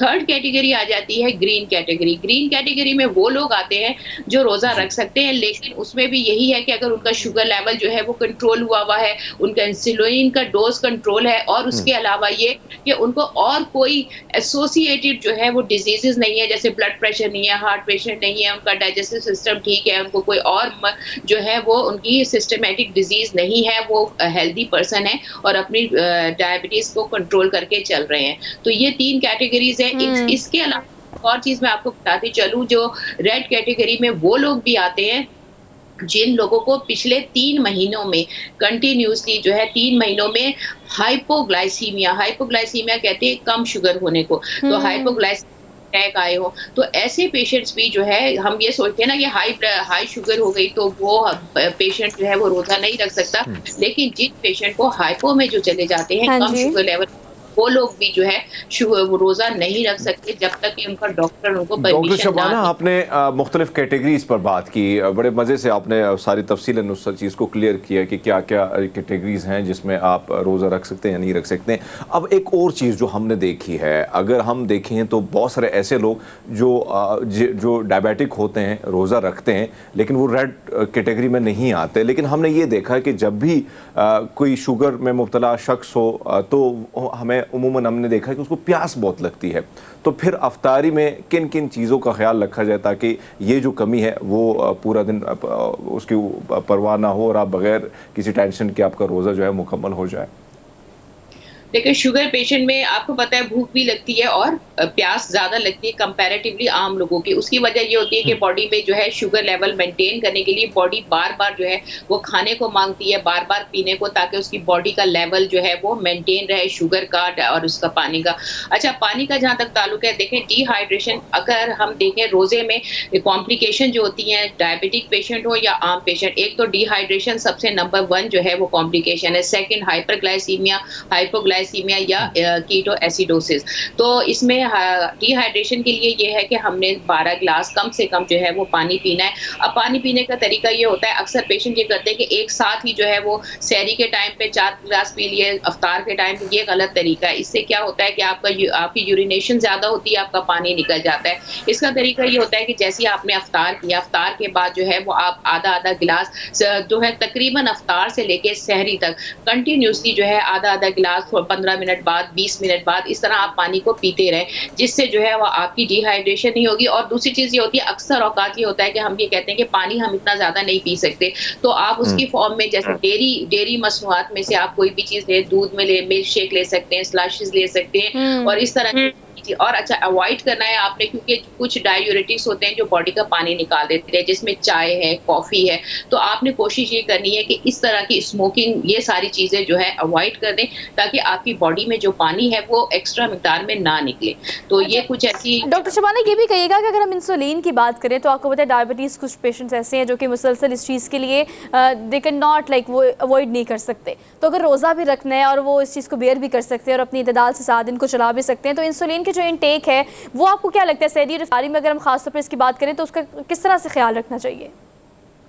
देखिए, ये एक बहुत ज़्यादा क्रिटिकल मसला होता है कि अगर हम इस तरह से बता देंगे, लोग उस तरह करें, क्योंकि इंसुलिन का डोज मेंटेन करना, आपका जो डायबिटिक का जो डॉक्टर है वो आपको, इसके लिए हम कहते हैं प्रिपरेशन के लिए जो है पहले से प्री प्लान रोजे रखे जाते हैं। 1 महीना पहले जो है जो डायबिटिक पेशेंट है, जिनकी शुगर कंट्रोल में है या इंसुलिन कंट्रोल में है, वो 1 महीना पहले से जो है हफ्ते में 2 रोजे 3 रोजे रखना शुरू कर दें। इस तरह से उनको अंदाजा होगा कि हर मतलब ड्यूरिंग आम दिनों में अगर उनको कोई प्रॉब्लम नहीं होता या उनकी शुगर ऊपर होती है या नीचे होती है, तो उनके पास एक पहले से प्रिपरेशन के लिए होता है कि वो अपना इंसुलिन का डोज जो है उनका डॉक्टर कम करे या ज्यादा करे। तो उसमें आपका डॉक्टर जो है वो उस डोजेस को थोड़ा सा चेंज कर देता है। जो अफ्तारी का डोज होता है वो मतलब जो सहरी का डोज है वो पहले कर देता है। तो इस तरह से हम अभी कुछ ऐसा कह दें तो हो सकता है कोई मिसगाइड हो जाए कि कभी भी इंसुलिन जो है वो अपने डॉक्टर की मर्जी के बगैर आपने आगे पीछे नहीं करनी है अपना डोज।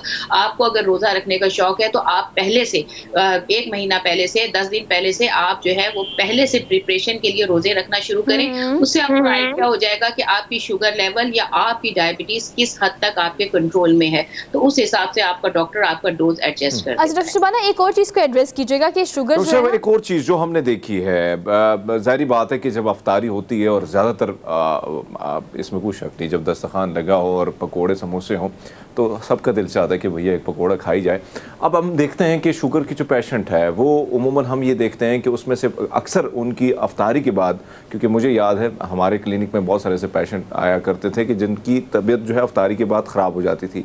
तो ये जो पकोड़ा या समोसा जो है, इसके हवाले से आपने क्या कहना है? क्योंकि एक तो आलू उसमें इस्तेमाल है, आलू मीठा है, तो उसका भी नुकसान है। थोड़ा सा ये भी क्लियर कीजिए कि बहुत सारे लोग परवाह नहीं करते और वो खा ही लेते हैं और फिर नुकसान जो है उनको होता है। अफ्तारी के बाद तकलीफ़ जो होती है वो कहीं ना कहीं महसूस की जा सकती है।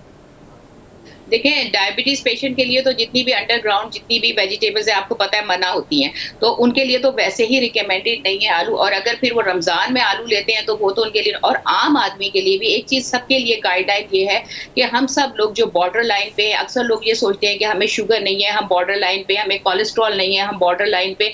लेकिन अगर आप तली हुई चीज़ों में एक समोसा, एक पकौड़ा भी अगर आप रोज़ ले रहे हैं, तो आप सोचें 30 दिन को अगर आप उसको कैलकुलेट करें तो आपका कहाँ जाएगा कोलेस्ट्रॉल लेवल, कहाँ जाएगा आपका शुगर लेवल।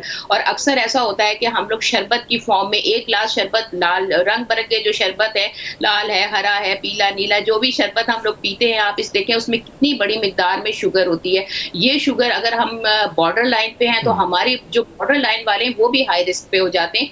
और अक्सर लोग जो बॉर्डर लाइन पे नहीं भी हैं तो उनका वेट कहाँ से कहाँ चला जाता है। तो शुगर जो है वो सबसे बड़ा आपका दुश्मन होता है। हम कहते हैं ना, वाइट शुगर जो है वो आपके लिए, प्रोसेस शुगर जो है वैसे भी आपकी बॉडी के लिए नहीं है। High sugar, high salt, high salty, high sugary चीज़ें, ये दोनों ही चीज़ें हमारी बॉडी के लिए बहुत खतरनाक है। हमारी बॉडी के जितने डिसऑर्डर्स हैं, मेटाबॉलिक डिसऑर्डर, हमारी बीमारियों के बहुत सारे प्रॉब्लम, ये सब ज़्यादा नमक और ज़्यादा चीनी दोनों चीज़ें लेने से जो है ये कोशिश तो यही उससे करनी एक और चीज़, एक तो रोज़ा चल रहा है, इसमें कोई शक नहीं है, बहुत सारे लोग ख्याल भी रखते हैं और बहुत सारे लोग ऐसे हैं जो अपने मुख्तलिफ कैटेगरीज में रहते हैं और फिर उनके जो बॉडी है, उनकी जो बॉडी है या जिस्म है वो बर्दाश्त नहीं कर पाता और बहुत सारे मामलात में डॉक्टर की जानिब से या उलमा किराम की जानिब से भी उनको इजाज़त मिल जाती। लेकिन अगर हम वैसे देखें, हमारे मुल्क में हम उन ममालिक में शामिल हो गए जहाँ पे शुगर लेवल जो है वो नौजवान से लेकर, पहले तो ये होता था कि एक एज में आप पहुँचते और तभी जाके पता चलता कि भैया आपको शुगर है, लेकिन अब हम देखते हैं कि नौजवानों में, बच्चों में ये शुगर का ये जो मर्ज़ है ये बढ़ता जा रहा है। क्या ऐसी चीज़ें हैं जो हमने अपनी ज़िंदगी में शामिल की जिसकी वजह से हम इस मर्ज़ में मुब्तला होते जा रहे हैं? किन किन चीज़ों का ख्याल रखा जा सकता है कि अगर आपने बचना है? देखिए, सबसे बड़ी बात जो टाइप 1 डायबिटीज़ है, ये आप सबको पता है, ये तो बाय बर्थ होती है या टीनेजर, उसमें फिर मदर को जो है वो बहुत सारी एहतियातें करनी पड़ती है, क्योंकि अगर हम शुगर की बात करें तो आइडियोपैथिक जो है वो इसका कॉज है, इसका कॉज जो है वो अननोन है। लेकिन ये है कि मदर को कोई इन्फेक्शन है, मदर स्मोकिंग करती है, टॉक्सिन से एक्सपोजर हो जाता है, तो ये सारी चीज़ें तो जो आपकी टाइप 1 डायबिटीज़ का कॉज। लेकिन टाइप 2 डायबिटीज़ जो हमारे पास, आपको पता है, टाइप 1 डायबिटीज़ जो है वो सिर्फ 10% है, 10% टोटल पॉपुलेशन का, और जो है हमारी जो टाइप 2 डायबिटीज है वो 95 to 92% जो है वो टाइप 2 डायबिटीज होती है, जो आफ्टर 30s 40s होती है। उसकी रीजन क्या होती है? उसकी भी मल्टीपल रीजन है। एक तो फैमिली हिस्ट्री सबसे इंपॉर्टेंट है। अगर किसी को फैमिली में अगर डायबिटीज है तो उसको एहतियात करनी चाहिए अपने खाने में, अपना वेट गेन करने में, अपनी वॉक, अपनी एक्सरसाइज और इन सब चीजों का ख्याल रखना चाहिए। दूसरी चीज ये होती है कि इसमें स्ट्रेस, क्योंकि इसमें स्ट्रेस बहुत इंपॉर्टेंट है। अगर कोई किसी किस्म का कोई स्ट्रेस आप लेते हैं, हर चीज में आपने स्ट्रेस लेना, जल्दबाजी, घबराहट तारी कर लेना, क्योंकि देखिए जब हमें स्ट्रेस होता है तो हमारा एक हार्मोन है कॉर्टिसोल, वो रिलीज होता है हमारी बॉडी से, और ये कॉर्टिसोल हार्मोन हमारी शुगर को कंट्रोल करता है, हमारे ब्लड प्रेशर को कंट्रोल करता है, हमारे कोलेस्ट्रॉल को कंट्रोल करता है। तो अगर हम बार बार छोटी छोटी चीजों पे स्ट्रेस लेना, एंजाइटी, डिप्रेशन का शिकार होते हैं हम, क्योंकि हम तो मुसलमान हैं, आपको पता है, मायूसी कुफ्र ईमान है, हम फौरन ही मायूस हो जाते हैं, हर चीज से डिसहार्टेड हो जाते हैं, इरिटेट हो जाते हैं। तो ये सारी चीजें जो है हमें अपनी जिंदगी से निकालनी चाहिए। इसका तरीका ये है कि एक तो हम अपने अच्छे दोस्त, जो पॉजिटिव सोच वाले दोस्त हैं, उनके साथ ज्यादा टाइम गुजारें, हम अपने फैमिली को टाइम दें, हम अपने एक्सरसाइज, अपना वॉक, और हम जो है ये जंक फूड्स और ये सारी चीजों को अवॉइड करें। कोशिश करें कि हम ये टीवी और रेडियो, मोबाइल, ये जितनी भी, इसको एक वक्त दें, एक खास वक्त दें जिसकी जरूरत हो, लेकिन एक्स्ट्रा जो है इन चीजों का इस्तेमाल हम कम करें ताकि हम लोगों के साथ इंटरेक्शन करें। अच्छा डॉक्टर शबाना, एक और चीज़ को एड्रेस कीजिएगा। मैं चाहती हूँ कि अगर देखिए वॉक कहा जाता है कि शुगर पेशेंट के लिए like is the best solution so far, क्योंकि मैंने अपने घर में भी इस चीज़ की प्रैक्टिस करते हुए देखा है कि शुगर बहुत ज़्यादा कंट्रोल रहती है अगर आप थोड़ा वर्कआउट करें। वर्कआउट तो नहीं कह सकते, खैर अगर आप सिंपल वॉक ही कर लें तो।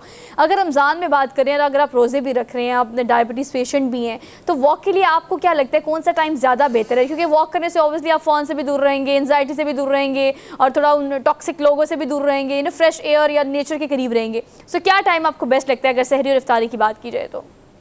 बिल्कुल सही आपने कहा, शुगर मेंटेन रहती है, क्योंकि जब हम वॉक करते हैं, जब हम एक्सरसाइज करते हैं तो हमारी बॉडी की एनर्जी यूज होती है। एनर्जी यूज का मतलब, ये एनर्जी कहाँ से आती है? ग्लूकोज से। ग्लूकोज क्या है? शुगर है। तो जब हम बॉडी में वॉक करते हैं तो हमारी शुगर जो है वो लेवल, शुगर यूज होती है, तो जाहिर है शुगर लेवल ब्लड में हमारा मेंटेन रहता है। अच्छा, इसके लिए सबसे, रमजान की अगर हम बात करें, डिपेंड करता है आपकी अपनी कोशिश ही करनी चाहिए कि जैसे अगर आप रोजा खोलने से कुछ देर पहले, जैसे आधा घंटा पहले, 1 घंटा पहले अगर आप वॉक कर रहे हैं तो ज्यादा बेहतर है। अगर आप फौरन सहरी के बाद करेंगे तो आपने जो खाया है वो डाइजेस्ट हो जाएगा, फिर आपको भूख लगना शुरू हो जाएगी, आप हाइपोग्लाइसीमिया में या लेथार्जिक हो जाएंगे, आप एक्टिविटीज नहीं कर सकेंगे। लेकिन रोजा खोलने के पहले, यानी वो सबसे बेस्ट टाइम होता है। अगर आपने वेट भी लूज करना है तो आधा घंटा, पौना घंटा पहले, क्योंकि आपकी एनर्जी लेवल जो है जब कम होता है तो बॉडी ऑटोमेटिकली जो उसकी स्टोर फैट है, उसके पास कोई मजबूरी हो जाती है, बॉडी के पास जो हमारी स्टबर्न फैट है, हम कहते हैं हमारी बेली फैट नहीं खत्म होती, तो उस वक्त जब हम वॉक करते हैं तो बॉडी को कहीं ना कहीं से चर्बी, तो वो अपनी स्टोर की हुई चर्बी निकालती है और ऑटोमेटिकली हमें एनर्जी प्रोवाइड करती है। तो वो बेस्ट टाइम होता है जो लोग वेट लूज करना चाहते हैं, और अगर डायबिटिक पेशेंट है, उनके लेथार्जिक है, नहीं उनमें हिम्मत हो रही, तो वो रोजा खोलने के 1 घंटे के बाद भी वॉक कर सकते हैं ताकि उनका मेटाबॉलिक सिस्टम जो है वो बेहतर रहे। अच्छा डॉक्टर शबाना, एक और चीज़ बताइएगा कि अगर हम डायबिटीज़ पेशेंट की ख़ास तौर पर बात करें तो कुछ लोग ऐसे होते हैं जो कि पिल्स पर ही चल रहे होते हैं, मतलब अगर आप दवाइयों की बात करें तो उन्हें पता है कि बहुत सारा कुछ खा लेंगे तो कोई मसला नहीं, हम दवाई ले लेंगे, और ये एक वाइज सोल्यूशन होता है जो कि उन्होंने बैकअप पर रखा होता है कि चाहे पकोड़े खाएँ, समोसे खाएँ, इफ्तारी करें, रोज़ा रखें ना रखें, that like medicine is everything. Sir उसका बताइएगा कितना नुकसान है अगर रमज़ान में ख़ासतौर पर एक तो आप रोज़ा रख लेते हैं, फिर आप भरपूर इफ्तारी कर लेते हैं, फिर आप मेडिसिन पर भी चले जाते हैं, सो ये सब चीज़ें एक साथ क्लस्टर हो जाएंगी तो ये कितना नुकसान देती हैं? देखिए, ये सारी चीज़ें जो है ना, ये बहुत बड़ी मिसअंडरस्टैंडिंग है हर किस्म के पेशेंट को। खाली डायबिटीज़ की बात नहीं करें, ब्लड प्रेशर का पेशेंट भी है या हार्ट पेशेंट भी है। वो लोग ये सोचते हैं हमने दवा खा ली, हम वॉक नहीं कर रहे, हम एक्सरसाइज नहीं कर रहे, हम डाइट का जो है वो करें तो शायद हमें कोई प्रॉब्लम नहीं होगा। ये बहुत बड़ी गलतफहमी है। अगर हम मेडिसिन के साथ अपनी डाइट को कंट्रोल करते हैं, हम एक्सरसाइज को कंट्रोल करते हैं, स्ट्रेस लेवल को कंट्रोल करते हैं, आप यकीन कीजिए आपका जो मेडिसिन है उसका डोज जो है वो कम हो जाएगा। अगर आप इस सूरत में ये सारी चीज़ें बदएहतियातियां करते हैं तो आपकी मेडिसिन का डोज बढ़ता जाएगा, और क्योंकि आपकी शुगर जी डॉक्टर शबाना से मेरे ख्याल से थोड़ा डिस्कनेक्ट हुआ है हमारा।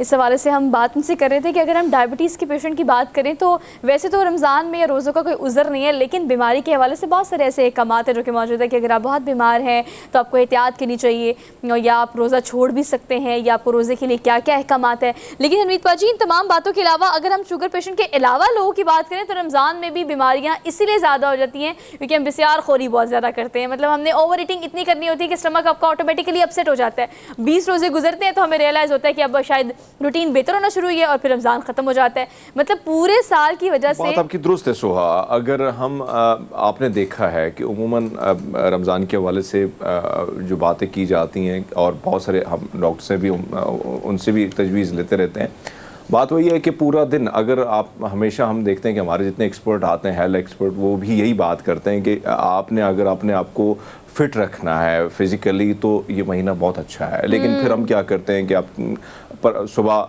शहरी में क्या क्या लेना है उसकी भी हमें कोई परवाह नहीं है। यानी आपने देखा होगा कि एक तो लाहौर में वैसे वहाँ की जो शहरी है या नाश्ता है वो बड़े मज़े का भी होता है, तो वहाँ पे भी हम देखते हैं कि लोग क्या क्या नहीं करते। यहाँ पे करतारपुरा में लोग सुबह सुबह जिस किस्म की रश होती है, और फिर आपने दुरुस्त फरमाया कि कुछ ऐसी चीज़ें जो ज़्यादा तली होती हैं, फिर ऐसे मशरूबात जो अच्छे नहीं होते, और सबसे बड़ा मसला होता है स्टमक का।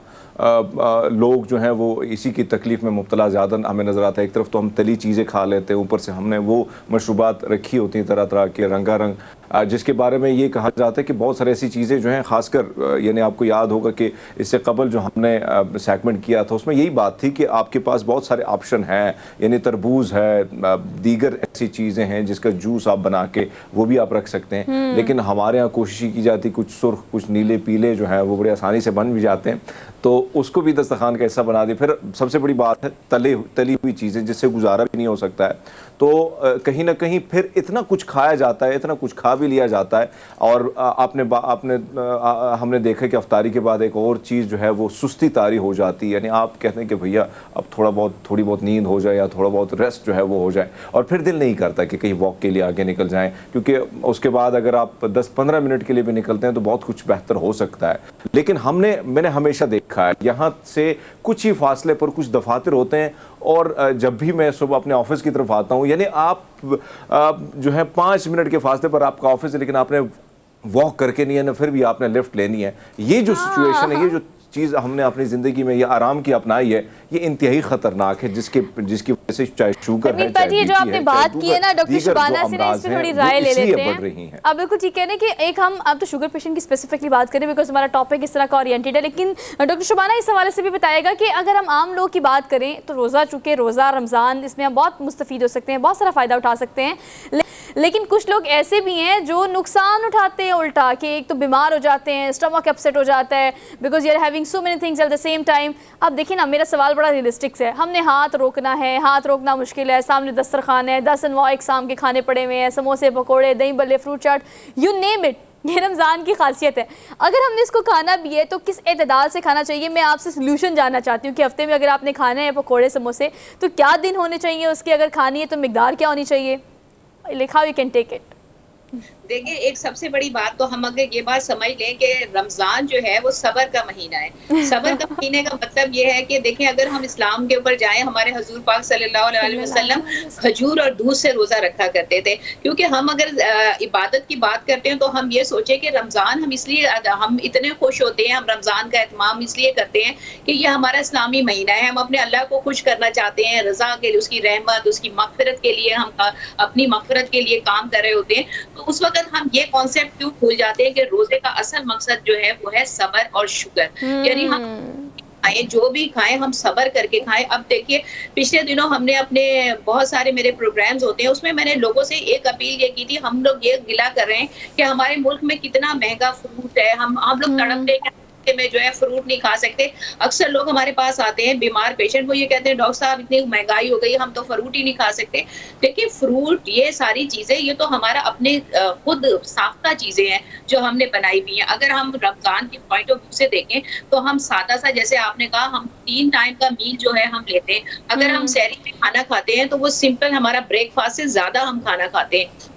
उसके बाद हम फौरन ही अफ्तार करते हैं। अफ्तार के बाद थर्ड मील हम अपना डिनर की सूरत में लेते हैं। हम तीनों मील अपने पूरे ले रहे होते हैं।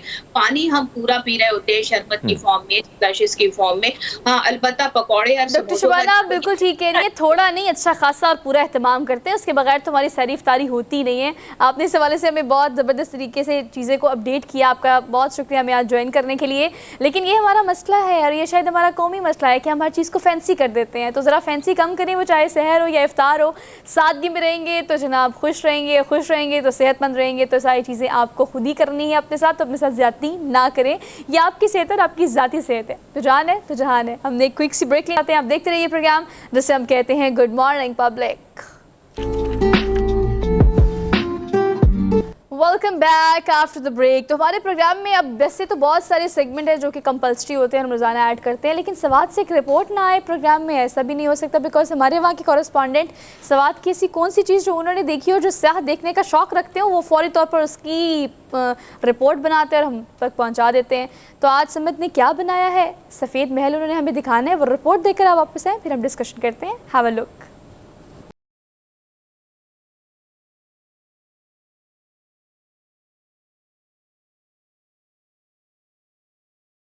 सवात की तासील ख्वाजा किला में तारीखी मस्जिद जो सैकड़ों साल पहले महमूद गजनवी के दौर में तामीर हुआ था, जो अब लुई जुमात के नाम से याद की जाती है। सैकड़ों साल पुरानी इस मस्जिद के छत लकड़ियों से बनी हुई है और दीवार की लकड़ियों के सतून पर कंदाकारी भी अजीब है। जो महमूद गजनवी अफगानिस्तान से है, उसने स्वात को कब्जा किया, तो इधर जितने पुरानी मस्जिद है ज़्यादातर अफगानिस्तान से जो महमूद गजनवी था उसके दौर का बना हुआ था। और इसमें एक ये जामिया मस्जिद ख्वाजा किला बरकिले का भी है। अभी आप जिसमें ये सतून आप देख रहे हैं, ये बहुत पुराने इंटीक है। यहाँ के मकामी लोग भी इसको वही पुरानी हालत में रखने की ख्वाहिश रखते हैं। इन मस्जिद को दोबारा तामीर करने की बजाय इनकी लकड़ियों के छत के ऊपर लोहे की छत बना दी गई है। दूर दूर से लोग इसको देखने के लिए आते हैं। ये हमारे असलाफ का एक यादगार है। इधर की इसकी जो सूरत हाल थी वो थोड़ी सी खस्ताहाली की तरफ जा रही थी, लेकिन फिर आर्मी वालों ने यहाँ कोशिश की कि जो चीज़ें ख़राबी की तरफ जा रही है उसको इस तरह महफूज करे कि उसकी असल शक्ल भी बरकरार रहे और मज़ीद ये ख़राब न हो। ये तारीखी मस्जिद गुज़िश्ता कई सालों से इबादत की मरकज़ बनी हुई है और दूर दूर से लोग यहाँ नमाज और इसके लकड़ियों पर नक्श निगार को देखने के लिए आते हैं। सैकड़ों साल पुराना ख्वाजा किला मस्जिद में एंटीक डिज़ाइन इस बात का गवाही देता है कि उस वक्त के कारीगर भी कमाल के थे, जिन्होंने हाथों से ऐसे डिज़ाइन बनाया है जो 20वीं सदी के लोग हैरान रह जाते हैं। कैमरामैन अजब खान के साथ Samad Anjum, public news, Khwaja Kila, Swat. Thank you Samad for such a good report. और अगर हम कल की उस रिपोर्ट की बात करें जो कल गालिबन या परसों हमने उस मस्जिद के बारे में आपको दी थी, वो रिपोर्ट जो बड़ी खूबसूरत से नक्शा निगारी की गई थी, उस पर लकड़ी की बनी हुई मस्जिद थी, बगैर किसी कील के, बगैर किसी सीमेंट और कंक्रीट के। और उसके बाद आज अगर सफ़ेद महल की बात करें, मुझे लगता है सवात में हरमीत बाजी जो भी चीज़ है वो एक इंटीक पीस है और एक बड़ा खूबसूरत सा ऐसा आर्ट पीस है जिसको पूरी दुनिया भी देखना चाहती है। और जो सबसे अहम चीज़ है वो ये कि कितनी पुरानी तारीख़ बसती है इन तमाम मकामात में जो कि एड्रेस करते हैं, जिनको रिपोर्ट करते हैं। मतलब हर किसी की अपनी तारीख़ी अहमियत है और हर किसी की अपनी कहानी है जो बड़े अच्छे से समझ हमें सुनाते हैं। वैसे सुहा, अगर मैं इस मस्जिद की बात करूं, मुझे याद है मेरे दोस्त के यहाँ ताज़ियत के लिए मैं, क्योंकि वहाँ पे ज़्यादातर जो है पहले डेरों में होती थी, आप जब भी जाते थे, लेकिन अब दुआ जो है वो मसाजिद में होती है। तो इस मस्जिद में मैं गया और वाकई में ये बहुत पुरानी मस्जिद है। और एक तो गर्मियाँ थी, लेकिन गर्मियों में जिस तरह ये इसकी बनावट है तो वहाँ पे आपको गर्मी महसूस भी नहीं की जा सकती। बतौर साथ में एक और चीज़ जो नज़ारा है वहाँ का, यानी ये मस्जिद उस वक्त बनाई गई थी, एक सदियों पुरानी, ये कई सदियों पुरानी मस्जिद है, लेकिन यहाँ से जो नज़ारा है वो दरियाए सवात अगर यहाँ से बड़े आसानी से देखा जा सकता। अब तो आबादी बहुत ज़्यादा ख्वाजा में बढ़ गई है, तो ये बड़े खूबसूरत जगह में ये मस्जिद की तामीर की गई थी। और फिर आपने सफ़ेद महल की बात की, वो मरगुज़ार में है और मेरे ख़्याल में वो भी बड़ा खूबसूरत इलाका है। जब भी लोग सवात की सैर के लिए जाते हैं तो उस इलाके में ज़रूर जाते हैं। एक तो ये उस ज़माने में जब मियाँ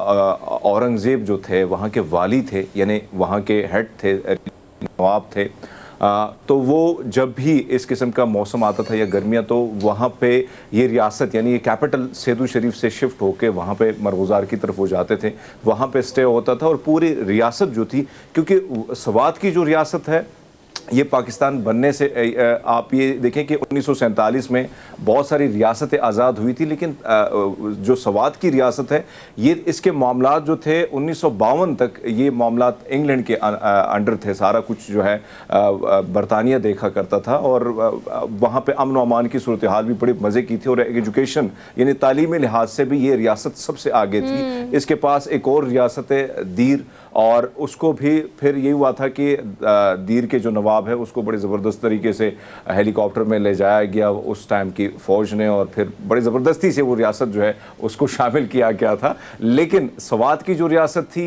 इसमें एक तो आयूब खान साहब के साथ उस वक्त के जो प्रेसिडेंट थे, तो उनके साथ एक तो इसी रियासत के जो हेड थे मियाँ औरंगज़ेब साहब, उनके रिश्ते भी हुए थे।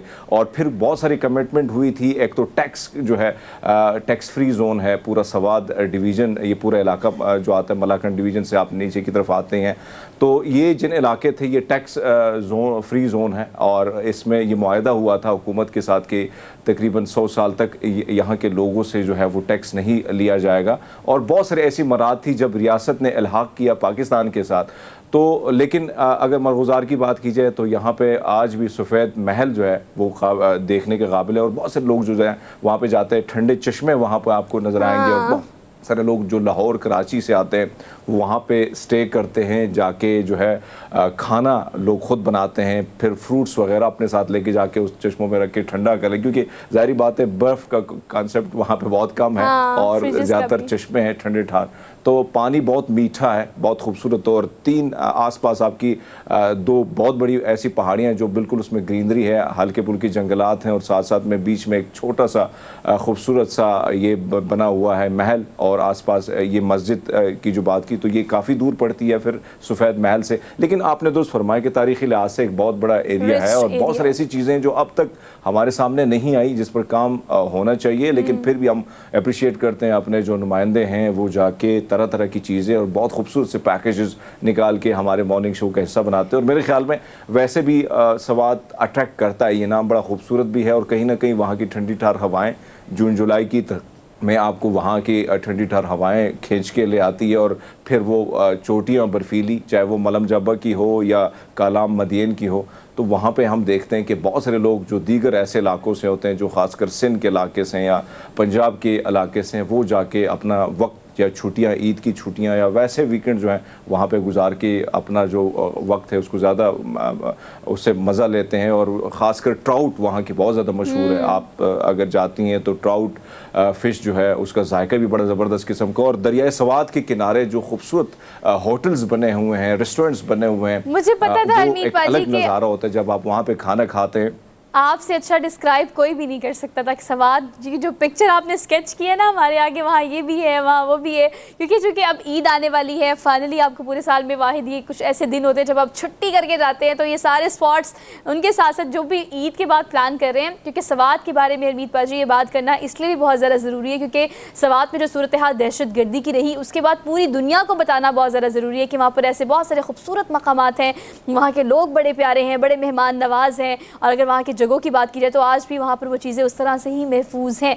तो वो अब एक सेव इलाका है, rich in culture, rich in ये जो अब तमाम हमारे इमारात हैं, तारीख़ी इमारात वो मौजूद हैं, सारे कदीमा की बहुत सारी इमारात वहाँ मौजूद हैं। एक तारीख़ वहाँ पर जो बोलती है और हर रोज़ बोलती है, और उसका इमेज अच्छा पोर्ट्रे करने के लिए बहुत सारे लोग बहुत काम कर रहे हैं। अगर हमारे रिपोर्टर की बात की जाए, उसके साथ साथ बहुत सारे ऐसे वीडियोग्राफर्स हैं जो जाके बहुत सारी डॉक्यूमेंट्रीज़ बनाते हैं।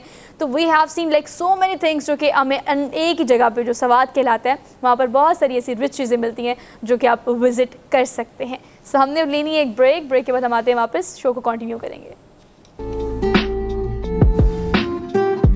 Welcome back after the break. Police हो या ट्रैफिक पुलिस हो, सिस्टम बेहतर करने के लिए कोशिशें हर आने वाली हुकूमत ज़रूर करती है, और वो कोशिशें जो हैं उसको भरपूर तरीके से आप तक पहुंचाना हमारा काम है। लेकिन उसमें आपने कोऑपरेट भी करना होता है। अगर हम ट्रैफिक पुलिस की बात करें तो वो अपना काम बखूबी कर रहे होते हैं, लेकिन आपने भी ख्याल करना होता है इस चीज़ का कि अगर आप ट्रैफिक में हैं, फंसे हुए हैं, या आप रोड पर हैं, तो क्या ट्रैफिक कवानीन आप पर लागू होते हैं, उसको फॉलो करना, उसके बारे में पता होना, ये सब भी आपकी जिम्मेदारी है, क्योंकि आप पाकिस्तान के शहरी हैं। और कहा नहीं जाता कि अगर आपने किसी कौम को देखना है कि वो कितनी ऑर्गेनाइज्ड है, सिविलाइज्ड है, तो आप बस देखिए कि वो ट्रैफिक रूल्स कैसे फॉलो करती हैं। लेकिन ट्रैफिक के बारे में अगर हम बात करें या पुलिस की बात करें, ट्रैफिक पुलिस की, तो ऐसे बहुत सारे इदारे जिनको बेहतर करने की कोशिश की जाती है। अगर निगरान सेटअप की बात करें तो वो भी ये कोशिश कर रहे हैं, और आने वाली हुकूमत भी, और या जो हुकूमतें गई हैं, उन्होंने बहुत सारे इस हवाले से इनिशिएटिव लिए हैं। लेकिन और मज़ीद आपको फैसिलिटेट करने के लिए अगर हम लाइसेंस की बात करें तो अब बहुत सारी ऐसी चीज़ें इंट्रोड्यूस कराई गई हैं जिसके बाद आपके लिए ड्राइविंग लाइसेंस लेना आसान हो जाएगा। मोबाइल वैन्स की अगर हम बात करें तो ये ऑलरेडी इंट्रोड्यूस कराया गया, इनिशिएटिव ट्रैफिक पुलिस की जानिब से लिया गया, जो कि मुख्तलिफ जगहों पर आपको ये पॉइंट्स मिलेंगे जहाँ पर अपने आप को जाके आप रजिस्टर्ड करा सकते हैं और ड्राइविंग लाइसेंस के लिए टेस्ट दे सकते हैं, या जो भी प्रोसीजर होता है। लेकिन फॉरनर्स यानी अगर हम ओवरसीज़ पाकिस्तानीज़ की बात करें तो पहले कुछ रिस्ट्रिक्शंस थी कि जहाँ पर आप रहते हैं, जिस एरिया से आप बिलोंग करते हैं, वहीं से आपका लाइसेंस निकलेगा, या यू हैव टू पेयर, और इस तरह की कुछ रिस्ट्रिक्शंस थी। लेकिन अब चूँकि एडवांस हो रहा है सिस्टम, तो ऑनलाइन सिस्टम को इंट्रोड्यूस कराने के साथ साथ और बड़ी अच्छी चीज़ें, जिसके बाद अब अगर आपका लाइसेंस नहीं बना तो फौरी तौर पर रिपोर्ट मैं करूँगी आपके लिए। लेकिन आप ये बात कराते हैं, हमारे साथ राशिद हयात साथ मौजूद हैं, DSP ट्रैफिक पुलिस है। इनको आज के प्रोग्राम में हम खुशामदीद कहते हैं। अस्सलाम वालेकुम सर। जी वालेकुम सलाम। सर कैसे हैं आप? जी बिल्कुल ठीक ठाक। Sir thank you so much for being here. Sir वैसे ना ट्रैफिक की अगर हम बात करें या लाइसेंस की हम बात करें, तो हम वैसे मैंने पहले पुलिस की बात की, जो हमारी एक टिपिकल पुलिस है या ट्रैफिक पुलिस है। लोग ये कहते हैं कि जाना सिस्टम, ये एक टिपिकल बात है, मुझे पता है कि आप मुझे कहेंगे कि अब ऐसा नहीं है, लेकिन लोग जाते हैं तो कहते हैं नहीं सिस्टम बहुत प्रोलॉन्ग है, बड़े मसाइल हैं, बड़ी चीज़ें हैं। लेकिन जो कि मैंने अब एक्सपीरियंस किया है, चीज़ें बहुत बेहतर हो गई हैं, एडवांस्ड हो गई हैं, बशर्ते कि लोगों को इस हवाले से अवेयरनेस हो। तो मैं चाहती हूँ कि इस हवाले से आप ज़रूर अवेयर करें कि अब अगर ड्राइविंग लाइसेंस बनाने के लिए कौन कौन सी फैसिलिटेशन है जो कि आप लोगों ने लॉन्च की है। जी इसमें सबसे पहले पंजाब गवर्नमेंट के VN के मुताबिक IG साहब और चीफ ट्रैफिक ऑफिसर लाहौर के अहकामात के मुताबिक बहुत ज़्यादा एफ़र्ट्स की गई हैं पब्लिक को फैसिलिटेट करने के लिए, लाइसेंस एप्लीकेंट्स को फैसिलिटेट करने के लिए। इसमें जो अभी एक इनिशिएटिव लिया गया है, उसमें जो आउट ऑफ डिस्ट्रिक्ट जिनके ID कार्ड पर एड्रेस लाहौर के अलावा किसी और डिस्ट्रिक्ट का होता था, उनको भी अलाउ कर दिया गया कि वो यहाँ से लाइसेंस बनवा सकते हैं। और ये एक बहुत बड़ी फैसिलिटी दी गई है उन लोगों को जो लाहौर में रहते थे, उनके ID कार्ड पर एड्रेस बाय थे, जो यहाँ काम कर रहे हैं, बिज़नेस कर रहे हैं, लेकिन वो अपने डिस्ट्रिक्ट में जा नहीं सकते थे। इसका हमारे लाइसेंस एप्लीकेंट्स में इजाफा होगा, लेकिन हमने उसको कैटर करने के लिए हमारे लाइसेंसिंग सेंटर्स, उनकी टाइमिंग जो है वो इंक्रीज़ कर दी गई है। इसमें 6 हमारे टेस्टिंग सेंटर्स हैं, जिसमें 2 24/7 है। तो जो लाइसेंस एप्लीकेंट है वो किसी भी टाइम तशरीफ़ ला सकते हैं, अपनी जो उनकी कन्वीनियंट टाइम है, और उनका काम होगा। सर एक तो लिबर्टी में और दूसरा मनावट में है। फाइल भी हम देंगे, वहाँ पे तमाम जो है वो उनको फैसिलिटेट किया जाएगा। ठीक है सर। इसके अलावा अब जो हमने ओवरसीज़ पाकिस्तानियों की बात की, चूँकि आपने इसको किया भी है सर, इससे पहले जो रिस्ट्रिक्शंस थी उसमें फ्लेक्सिबल चीज़ों को करने के लिए हमें काफ़ी टाइम लगा है। और इसके अलावा अगर हम ड्राइविंग लाइसेंस की बात करें या हम पूरे एक टेस्ट की बात करें, तो ये टेस्ट जो है ये अब हम इसको मज़ीद कितना कम कर सकते हैं इस टाइम ड्यूरेशन को, कि कितने टाइम के अंदर अंदर आपको ड्राइविंग लाइसेंस मिल सकता है एज सून एज पॉसिबल अगर आप अप्लाई करते हैं तो? जो टेस्ट टाइम है वो अराउंड 6 मिनट्स है हमारा। ईच टेस्ट जो है वो 6 मिनट है, नॉन कमर्शियल। जो कमर्शियल है वो अराउंड 8 to 10 मिनट्स उस पर लगते हैं। और इसमें ये बिल्कुल ट्रांसपेरेंट निज़ाम है ड्राइविंग लाइसेंस टेस्टिंग सिस्टम का। टेस्ट ऑफ कॉम्पिटेंस पास करना तो लाजमी है टेस्ट के असूल के लिए। उस हवाले से अब हमारी जो साइन टेस्टिंग है वो तो वैसे ही ऑनलाइन है और इन कैमरा है। और जो रोड टेस्ट है, रोड टेस्ट में भी जो कानून के दायरे में रहते हुए जितना फैसिलिटेट हम कर सकते थे हमने किया है, और उसकी भी रिकॉर्डिंग होती है और बिल्कुल ट्रांसपेरेंट निज़ाम के तहत ज़्यादा से ज़्यादा फैसिलिटी प्रोवाइड की जा रही है लाइसेंस एप्लीकेंट्स को। जी ठीक है, हरमीत हमारे साथ सर मौजूद है इस्लामाबाद अच्छा सर, से। जो सबसे बड़ा मसला ये होता है कि जो लाहौर ज़्यादातर लोग आते हैं जो काम करने के लिए आते हैं मुख्तलिफ शहरों से, आपने बड़ा अच्छी बात की कि उनके लिए भी ये सहूलियात जो है वो मौजूद हैं। तो क्या तरीक़ाकार वही होगा जो लाहौर के जो शहरी हैं और जो दीगर शहरों से लोग आते हैं, तो आसानियाँ वही हैं या कहीं ना कहीं उनके लिए कुछ और कैटेगरीज रखी? क्योंकि ये हम जब भी जाते हैं, क्योंकि एक तो ये कोशिश की जाती है कि मैं जब भी जाता हूँ या लाहौर बहुत सारे जानने वाले होते हैं कि वो कहते हैं कि शायद आप के दोस्त आसपास जानने वाले हों। हमारा सबसे बड़ा प्रॉब्लम ये है कि हम दीगर शहरों से ताल्लुक़ रखते हैं तो यहाँ लाइसेंस बड़ा मुश्किल से बनता है। तो अब उनके लिए कितनी मज़ीद आसानियाँ आ गई हैं लाहौर में? जी, जैसे मैंने बताया, पहले रिस्ट्रिक्शन थी, आउट ऑफ डिस्ट्रिक्ट जो आईडी कार्ड्स पर एड्रेस थे वो लाइसेंस अप्लाई नहीं कर सकते थे। अब कर सकते हैं, बिल्कुल उनको कंप्लीट फैसिलिटीज़ दी जाएंगी जैसे लाहौर के शहरियों को दी जा रही हैं, और वो भी हमारे शहरी हैं, उनको वेलकम और कोई प्रॉब्लम नहीं है, वो आएँ, उनका उसी टाइम में जो टाइम बाकी रूटीन का है उसके मुताबिक। अच्छा, इसमें एक और चीज़ क्लियर कीजिएगा, मैं चाहता हूँ कि लोगों को पता चले जहाँ से वो आते हैं और अप्लाई करते हैं। अर्जी तौर पर जो है अक्सर ये भी शर्त होती थी कि भाई आपका अर्जी एड्रेस अगर है तो फिर पॉसिबिलिटी है, क्या इसमें वो शर्त तो नहीं है ना सर? जी, वो शर्त बिल्कुल नहीं है। आपका कोई भी एड्रेस है, मोस्ट वेलकम, तशरीफ़ लाइए, आपका लाइसेंस बना के दिया जाएगा अगर आप टेस्ट ऑफ कॉम्पिटेंस पास करते हैं। ठीक है। अच्छा, मुझे राज साहब ये भी बताएगा कि हम एज अगर फैक्टर की बात करें, अब चूँकि ये तो वैसे ट्रैफिक पुलिस का काम है लेकिन वालिदैन का काम भी है। अब हम एज एक कम उम्री जो है 15 साल 16 साल, इन बच्चों को भी हम ट्रैफिक देखते हैं कि वो ट्रैफिक में बाज़-औक़ात फंसे भी होते हैं, रोड एक्सीडेंट्स भी होते हैं और वो गाड़ियाँ भी चला रहे होते हैं। इस हवाले से हमारी कानून साजी जो है वो हमने काफ़ी स्ट्रॉन्ग भी की और काफ़ी आप लोगों ने रेड्स भी किए हैं, इस हवाले से कार्रवाइयाँ भी हुई हैं। लेकिन फिर भी इस तरह की फ्लेक्सिबिलिटी है कि अगर बच्चे चलाना शुरू हो गए, बाज़-औक़ात आपको मजबूरन भी चलानी पड़ती है गाड़ी, तो 18 साल से कम उम्र के लिए क्या इस तरह से कोई आपने आरजी लाइसेंस लॉन्च करने की इनिशिएटिव लेने की कोशिश की है या कोई इस तरह की पॉलिसी लॉन्च की हो? जी नहीं, ऐसे नहीं है। लॉ के मुताबिक 18 ईयर्स एज होना ज़रूरी है लाइसेंस के हसूल के लिए। अच्छा, अगर हम क्वालिटी की बात करें या हम उस टेस्ट की बात ओवरसीज़ पाकिस्तानियों के लिए जो आपने बात की है, यानी ओवरसीज़ पाकिस्तानी भी वो भी मुस्तफ़ीद हो सकेंगे, तो उनके लिए क्या तरीक़ाकार है? यही तरीक़ाकार? जी बिल्कुल, उनके लिए सेम तरीक़ाकार है। वो तशरीफ़ लाएँ, उनका जो पासपोर्ट नंबर है उसको हम एस ID कंसिडर करते हैं, लेकिन उसकी जितनी देर यहाँ रहते हैं उनको वो कर सकते हैं, कोई प्रॉब्लम नहीं है। अच्छा, मुझे ऐसे भी एक और बात बताइएगा कि अगर स्टैंडर्ड्स की बात करें, जो एक टेस्ट होता है उसके लिए you have to prepare yourself properly, तो वो हमारा मेयार इस वक्त क्या है? अगर आपने चीज़ें अपडेट की हैं तो क्या उस पर भी कोई अपने अमेंडमेंट्स किए हैं? जी बिल्कुल, जैसे मैंने आपको बताया, बिल्कुल ट्रांसपेरेंट निज़ाम है। टेस्ट ऑफ कॉम्पिटेंस पास करना लाजमी है लाइसेंस के हसूल के लिए।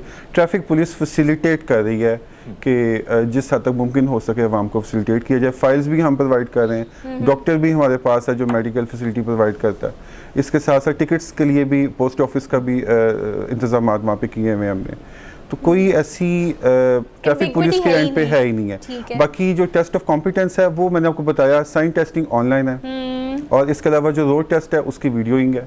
वो कोई ऐसा बहाम नहीं है उसमें कि कोई सिफारिश पे आएगा उसका लाइसेंस बन जाएगा। ये आप आए, टेस्ट दें, जो ड्राइवर है वो फेल नहीं होता। हाँ, जो ड्राइवर है फेल होता है, ये एक अच्छी क्लियरेंस है। लेकिन आपको पता है, इससे पहले कि अगर हम बात करें, क्योंकि हम एंकर हैं, हम बाज़-औक़ात इस बारे से बदनाम भी हो जाते हैं कि हमने ऐसी सवाल करने हैं, ऐसी चीज़ें जो कि माजी में रही हैं। लेकिन आपको पता है कि रिश्वत की अगर हम बात करें या रेफरेंस की हम बात करें, तो इन इदारों में जाने के लिए, ड्राइविंग लाइसेंस के लिए बाज़-औक़ात रेफरेंस बहुत ज़्यादा इस्तेमाल किया जाता था एक टाइम में। सर, कितना टाइम लगे उस सिस्टम को ट्रांसपेरेंट करने के लिए? क्योंकि अब लोगों को अभी भी लगता है कि रेफरेंस होगा तो काम शायद ज़्यादा अच्छा हो जाएगा या जल्दी हो जाएगा, बशर्ते कि आप वहाँ जाएं और जाकर एक्सपीरियंस करें कि काम वैसे भी उसी फ्लो से हो जाएगा। जी बिल्कुल, अभी बिल्कुल ट्रांसपेरेंट है। मैंने जैसे पहले भी अर्ज़ किया, बिल्कुल ट्रांसपेरेंट है हमारा निज़ाम।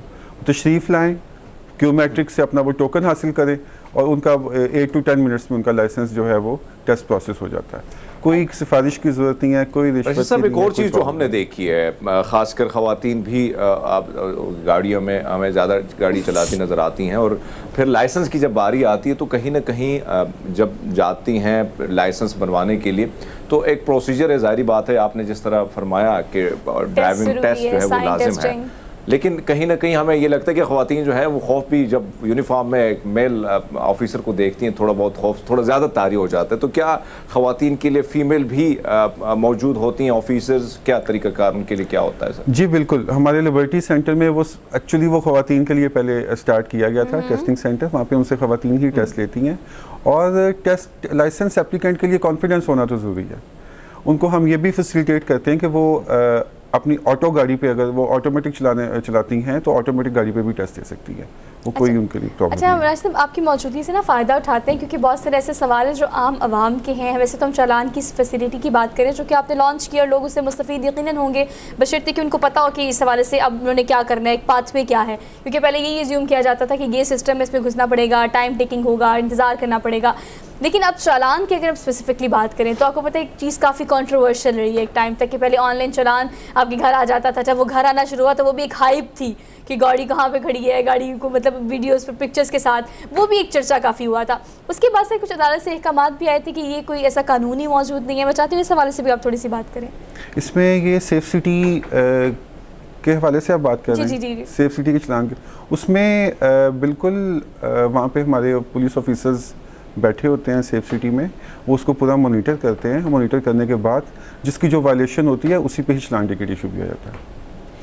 अच्छा, तो सर अगर इस चालान की बात करें आज राशिद साहब, एक और चीज़ जो मैं चाहता हूँ कि इस चीज़ पे थोड़ी बहुत नहीं बल्कि ज़्यादा सख्ती होनी चाहिए। खासकर हमने ये देखा कि हेलमेट, चाहे मैं इस्लामाबाद की बात करूँ तो यहाँ पे भी ऑपरेशन भी हुए हैं, बहुत ज़्यादा सख्ती भी की जाती है, फिर मामला ठंडा हो जाता है। और लाहौर की मैं अगर बात करूँ तो वहाँ पे भी बहुत कम लोगों को चालान। तो क्या आप नहीं समझते कि एक सख्ती जो है इसमें बढ़ानी चाहिए और कम से कम, क्योंकि हेलमेट ही आपको तहफ़्फ़ुज़ देता है कहीं ना कहीं रोड एक्सीडेंट से, बहुत सारी चीज़ से आप बच सकते हैं। जी, ये आपने बहुत अच्छा सवाल रेज़ किया है।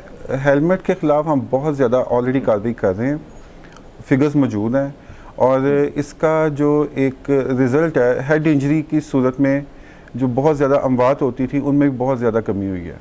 ये हेल्थ डिपार्टमेंट की भी फिगर्स आप चेक कर सकते हैं।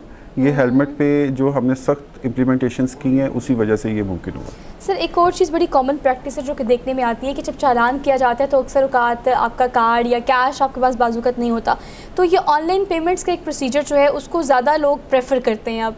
तो इसके हवाले से जो आपने अब अमेंडमेंट्स की हैं, जो चीज़ें एडवांस करने की कोशिश की हैं, सर वो कितनी यूज़र फ्रेंडली हैं? क्योंकि जी बहुत ज़्यादा। पहले हम चलान करते थे तो जो वायलेटर्स थे वो डॉक्यूमेंट्स देते थे और वो अराउंड उनकी जो रेशो थी वो 50-60% जो थे डॉक्यूमेंट्स वो जमा करवाते थे, फिर कुछ गाड़ियाँ इम्पाउंड भी होती थी।